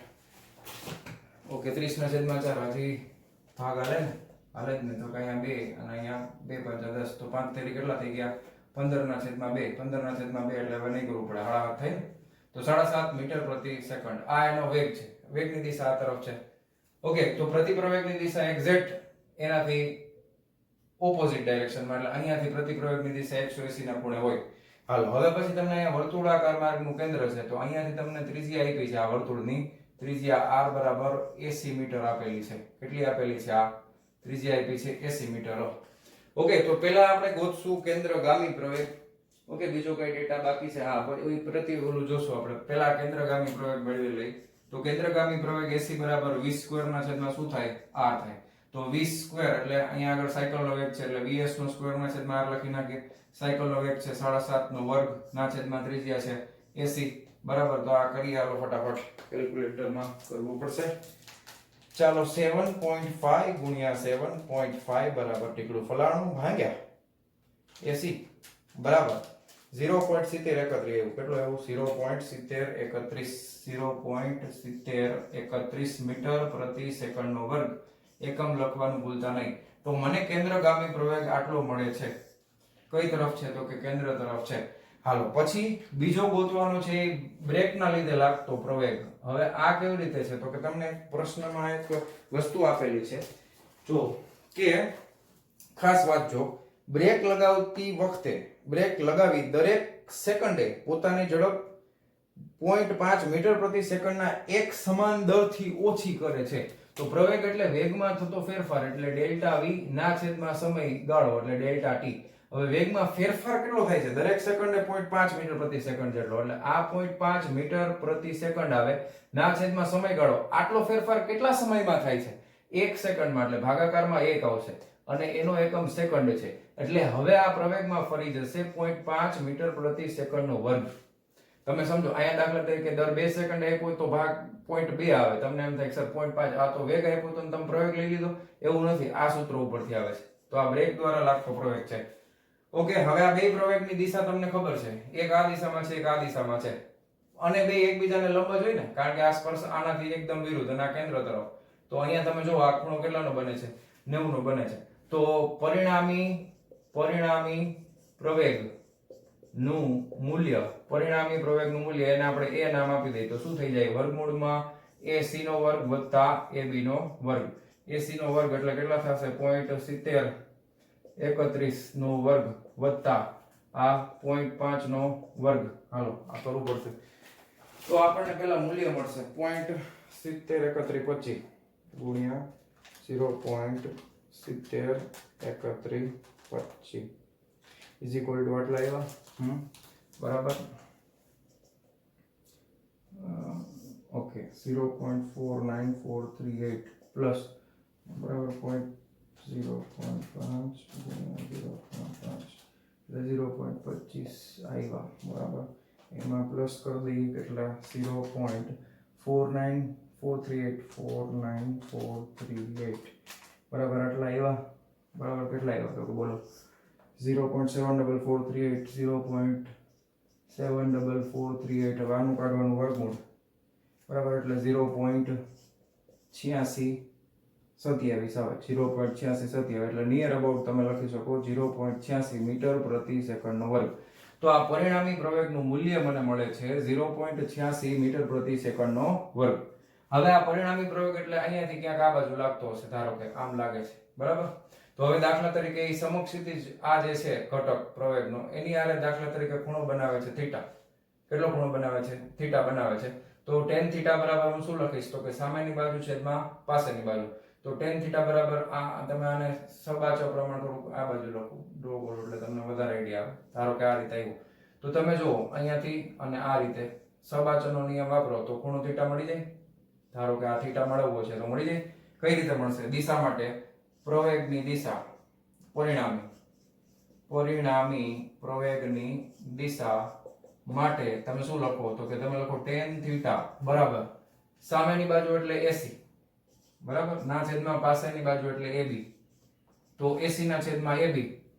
ઓકે, AC 0.7031 ના છેદમાં AB એટલે 0.5 એટલે આને ગુણ્યા 2 કરવા પડે. બરાબર ને? 0.7031 ડિવાઇડેડ બાય 0.5 એટલે આવશે 1.4062 એટલે આ 1.4 પછી 0 વાળું નથી લખતા. તો ખૂણાની કિંમત જોઈએ છે તો થીટા બરાબર શું થાય tan ઇન્વર્સ 1.4 બરાબર. તો tan ઇન્વર્સ 1.4 એટલે તમે જો કેટલો આવશે 54 ડિગ્રી ને 28 મિનિટ. આ જવાબ આવે છે 54 ડિગ્રી અને 28 મિનિટ. તમારે નેચરલ tan ના ટેબલમાં જોવાનું બરાબર. તો ખૂણો જે છે એ તમને મળશે 54 ડિગ્રી અને 28 મિનિટ. કઈ દિશા છે તો કે અહીંયા બરાબર છે. આ ખૂણો આ 54 ડિગ્રી 28 મિનિટ છે એટલે પ્રતિ પ્રવેગની દિશા સાથે 54 ડિગ્રી 28 મિનિટના ખૂણે જે છે અથવા તો જે દિશામાં વેગ છે સાયકલનો એની વિરુદ્ધ દિશા સાથે 54 ડિગ્રી અને 28 મિનિટના ખૂણે આ જે છે એ પરિણામી પ્રવેગની દિશા મળે છે. તો ચાલો લખી નાખો ફટાફટ વિડિયો પોઝ કરીને. ચાલો જવા દઉં છું. ચાલો વિદ્યાર્થી મિત્રો, હવે આપણે સ્વાધ્યાયના છેલ્લા દાખલા તરફ આગળ વધી ગયા છીએ અને છેલ્લો દાખલો પહોંચી ગયા છીએ. Yes, come on. શું કહે છે? દર્શાવો કે કોઈ પ્રક્ષિપ્ત પદાર્થ x અક્ષ તથા તેના વેગ સદિશ વચ્ચે બનતો ખૂણો સમયના પદમાં નીચે પ્રમાણે દર્શાવી શકાય છે. પ્રક્ષિપ્ત પદાર્થ માટે તમારે પહેલું આપણે દાખલા તરીકે પહેલા રકમ અહીંયા લખું 4.32. પહેલામાં તમારે સાબિત કરવાનું છે કે ખૂણો જે છે પ્રક્ષિપ્ત પદાર્થ માટેનો કોઈ પણ સમયનો ઈ આવું તમને સૂત્ર મળે. tan ઇન્વર્સ v0 y ઘટક g t ના છેદમાં v0 x ઘટક છે. હાલો પહેલા આ સાબિત કરીએ, પછી બીજું ઉગમ બિંદુ આગળથી પ્રક્ષેપણ પદાર્થનો પ્રક્ષેપ કોણ આટલો થાય. પહેલું તો સાબિત કરી. સંજ્ઞા પ્રણાલી જે તમે એમ કહેવા માંગે છે, આ વાક્યનો મતલબ શું થઈ તમને આમ જો વડે અપાય છે કે તમે અહીં સંજ્ઞાઓને પ્રચલિત અર્થ છે. પ્રચલિત અર્થ એટલે તમારે ટેક્સ્ટબુકમાં જે વાપર્યા છે એ અર્થ એમ. તમારે v0 એટલે પ્રારંભિક વેગ y દિશાનો સમજવાનો એમ. હવે પ્રક્ષેપ કરેલો પદાર્થ તમને ખબર છે, ધારો કે આપણે આ રીતે યામાક્સ પદ્ધતિ લઈ લઈએ તો પ્રક્ષેપ પદાર્થને ફટાફટ ડ્રો કરી નાખીએ. અહીંથી કોઈ પદાર્થને તમે આ રીતે કરો છો, પ્રક્ષિપ્ત ગતિ આ રીતે થશે બરાબર. તો હવે તમને ખબર છે કે દરેક બિંદુ પાસે વેગનો ઘટક છે એ પ્રારંભિક બિંદુ પાસે આ રીતે છે. તો વેગનો ઘટક છે v0. ઓકે, અને પ્રારંભિક ખૂણો આપણે લીધો છે θ0. ઓકે, હવે ખૂણો તો બદલાતો રહે છે એટલે અહીંયા આપણે થીટા લખી નાખીએ. θ0 છે પ્રારંભિક. હવે દાખલા તરીકે વેગનો ઘટક અહીંયા જશે તો ઈ આ રીતે જશે. તો સમક્ષિતિજના આરેનો ખૂણો અહીંયા આ હશે. પછી દાખલા તરીકે અહીંયા પહોંચે તો સમાંતર થઈ જાય તો અહીંયા ખૂણો કેટલો થઈ જાય તો કે 0. પછી અહીંયા જાય છે તો વેગનો ઘટક આ દિશામાં બરાબર. તો સમક્ષિતિજ જ્યારે તમે ખૂણો બનાવો તો ખૂણો છે એ આ દિશામાં આવી જાય. તો ખૂણાની કિંમત છે દર વખતે બદલાતી રહે છે. તો ખૂણાની કિંમત સમયની સાપેક્ષે આ રીતે બદલાય છે એવું આપણે સાબિત કરવાનું છે બરાબર. તો દાખલા તરીકે તમે કોઈ એક બિંદુ નક્કી કરો કે ધારો કે આ બિંદુ પાસે પહોંચે છે ત્યારે એના વેગના બે ઘટકો આપણે લઈએ. તમને ખબર છે કે પ્રક્ષિપ્ત ગતિ માટે વેગનો x ઘટક હંમેશા અચળ હોય છે બરાબર છે. એટલે x ઘટક અચળ હોય છે એટલે vx બરાબર તમે v0x લખી શકો છો. vx બરાબર શું લખી શકાય v0x, કારણ કે આખા પથમાં આ ઘટક અચળ છે એટલે આ ઘટકનું મૂલ્ય કેટલું થઈ જશે આ v0x થઈ જશે. ઓકે, હવે અહીંયા આગળ આ જે ઘટક છે બરાબર, અહીંયા આગળ આનો બીજો ઘટક છે ને શિરોલંબ ઘટક. તો શિરોલંબ ઘટક છે તમે ધારો કે આ દિશામાં તમે સમજો કે તમને મળે છે વેગનો બીજો ઘટક તમને આ દિશામાં મળે છે ઉપર તરફ આ ઘટક બરાબર. તો એનું મૂલ્ય કેટલું થાય? ઓકે, તો એનું મૂલ્ય તમે કઈ રીતે ગોતી શકો તો કે એ આપણે ગોતવાનું છે. તો અહીંયા આ બિંદુ પાસેનો ફાઇનલ વેગ મારે જોઈએ છે. સમય કેટલો પસાર થઈ ગયો છે તો કે t. તો આ ઉર્ધ્વ દિશાનો વેગ છે ને તો એને આપણે vy વડે દર્શાવીએ. કોના વડે દર્શાવીએ તો કે vy. તો vy ની કિંમત મારે ગોતવી છે. તો ગતિનું તમે પહેલું સમીકરણ યાદ કરો, વેગ ફાઇનલ વેગ v બરાબર v0 પ્લસ at. આ સમીકરણમાં બરાબર છે y દિશામાં વેગ લેતા, y દિશામાં તમે વેગ લેશો એટલે vy થઈ જશે.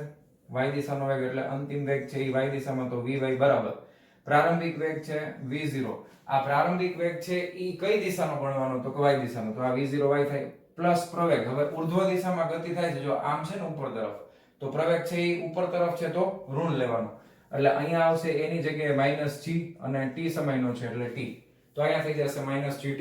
ઓકે, તો મારી પાસે x ઘટક પણ છે, મારી પાસે y ઘટક પણ છે. તો તમને ખબર છે કે ખૂણો જોતો હોય તો મારે શું સૂત્ર મુકાય? tan θ બરાબર y ઘટક vy ના છેદમાં x ઘટક vx. તો vy મારી પાસે છે v0y માઈનસ gt ના છેદમાં x ઘટક મારી પાસે છે v0 x ખૂણાને કરતા બનાવીએ થીટા બરાબર થઈ જશે tan inverse v0y minus gt ના છેદમાં v0x.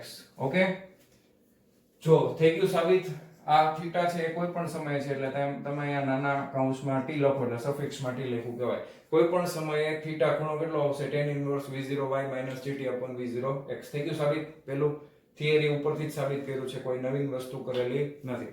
ચાલો આ ફટાફટ કરી નાખો. જવા દઉં છું એટલે બીજો ભાગ કરીએ આપણે. ચાલો જવા દઉં છું. હા, લખી નાખજો. ચાલો હવે બીજા ભાગમાં આપણે સાબિત કરવાનું છે કે ઉગમ બિંદુ આગળથી પ્રક્ષેપ કરેલા પદાર્થનો પ્રક્ષિપ્ત કોણ એટલે b નંબરમાં આપણે સાબિત કરવાનું છે. ઉગમ બિંદુ પાસેનો છે એટલે થીટા નોટ એટલે થીટા 0 લખી શકાય. એ શું થાય તો કે આવું કંઈક થાય tan ઇન્વર્સ 4hm ના છેદમાં કેપિટલ R. હવે આ મહત્તમ ઊંચાઈ અને અવધિના સ્વરૂપમાં છે વાલા વિદ્યાર્થી મિત્રો, તેવું સાબિત કરવાનું છે. હાલો કરીએ, કશો વાંધો નહીં. તો મહત્તમ ઊંચાઈ માટે તમે સૂત્ર તમને ખબર છે, મહત્તમ ઊંચાઈ એટલે કેટલા થાય તો કે v0 square sin square theta બરાબર. v0 square sin square theta divided by શું થશે તો કે 2g થાય આવું. અને અવધિ માટે તમને ખબર છે કેપિટલ R બરાબર શું થાય તો કે v0 square sin 2 theta divided by g થાય આવું. ઓકે, હવે તમે જો આ સમીકરણમાં hm/r છે તો બેનો ગુણોત્તર લઈ લેતા, સમીકરણ 1 અને આ સમીકરણ 2. સમીકરણ 1 અને 2 નો ગુણોત્તર લેતા લઈ લો. હાલો તો hm ના છેદમાં કેપિટલ R બરાબર આ v0 square sin square theta ના છેદમાં 2g. આ ભાગાકારમાં છે એટલે અંશને છેદમાં લખાય, છેદને અંશમાં લખાય એટલે g ના છેદમાં v0 સ્ક્વેર. હવે sin 2 થીટા બરાબર હું આમ લખી શકું 2 sin થીટા cos થીટા. યાદ કરો થિયરીમાં આનું આ હતું ને આપણે sin 2 થીટા લખ્યું હતું બરાબર. તો અહીંયા લખી શકાય 2 sin થીટા cos થીટા. તો v0 સ્ક્વેર કેન્સલ થઈ ગયા. એક sin થીટા છે એ અહીંયાથી કેન્સલ થઈ ગયો. સ્મોલ g છે એ કેન્સલ થઈ ગયો. વધ્યું શું? 2 દુ 4 વધ્યા. અહીંયા sin થીટા વધ્યો, અહીંયા cos થીટા એટલે sin થીટા ના છેદમાં cos થીટા એટલે શું વધ્યું કહેવાય તો કે tan થીટા કહેવાય. અને આ છેદમાં કેટલા છે તો કે 4 છે. તો હવે tan થીટા હવે તમને ખબર છે સૂત્રમાં આપણે આમ લખીએ છીએ થીટા 0 લખીએ છીએ બરાબર, પ્રારંભિક છે એટલે અહીંયા બધાયમાં તમે થીટા 0 કરી નાખજો. ઓકે, તો આ tan થીટા 0 ના છેદમાં 4 થઈ ગયું. રેડી? પાક્કું? હાલો હવે અહીંયા સામે શું છે તો કે hm ના છેદમાં r. હવે તમે tan થીટા 0 કરતા બનાવો તો tan થીટા 0 બરાબર ચોકડું સામે વહી જશે 4hm ના છેદમાં r આવી જશે બરાબર. હવે થીટા 0 કરતા બનાવો તો થીટા 0 બરાબર શું આવી ગયું તો કે tan સામે જાય એટલે tan ઇન્વર્સ 4hm ના છેદમાં r. થઈ ગયું સાબિત. રેડી? તો b પણ સાબિત થઈ ગયું, એ પણ સાબિત થઈ ગયું. અને આની સાથે જ ટેક્સ્ટબુક પ્રમાણે NCERT ની ટેક્સ્ટબુક પ્રમાણે આપણો લેક્ચર પણ થિયરી પણ બધા લેક્ચર પણ પૂરા થઈ ગયા છે. પણ હજી એક ખાસ અગત્યની વસ્તુ બાકી છે અને એ છે આ ચેપ્ટરને લગતા IMP MCQ કે જે હવે આના પછીના લેક્ચરમાં આપણે જોવાના છીએ બરાબર. તો વાલા વિદ્યાર્થી મિત્રો આજનો આ લેક્ચર આપણે અહીંયા પૂરો કરીએ છીએ. મળીએ છીએ નેક્સ્ટ વિડિયો લેક્ચરમાં. ત્યાં સુધી આવજો.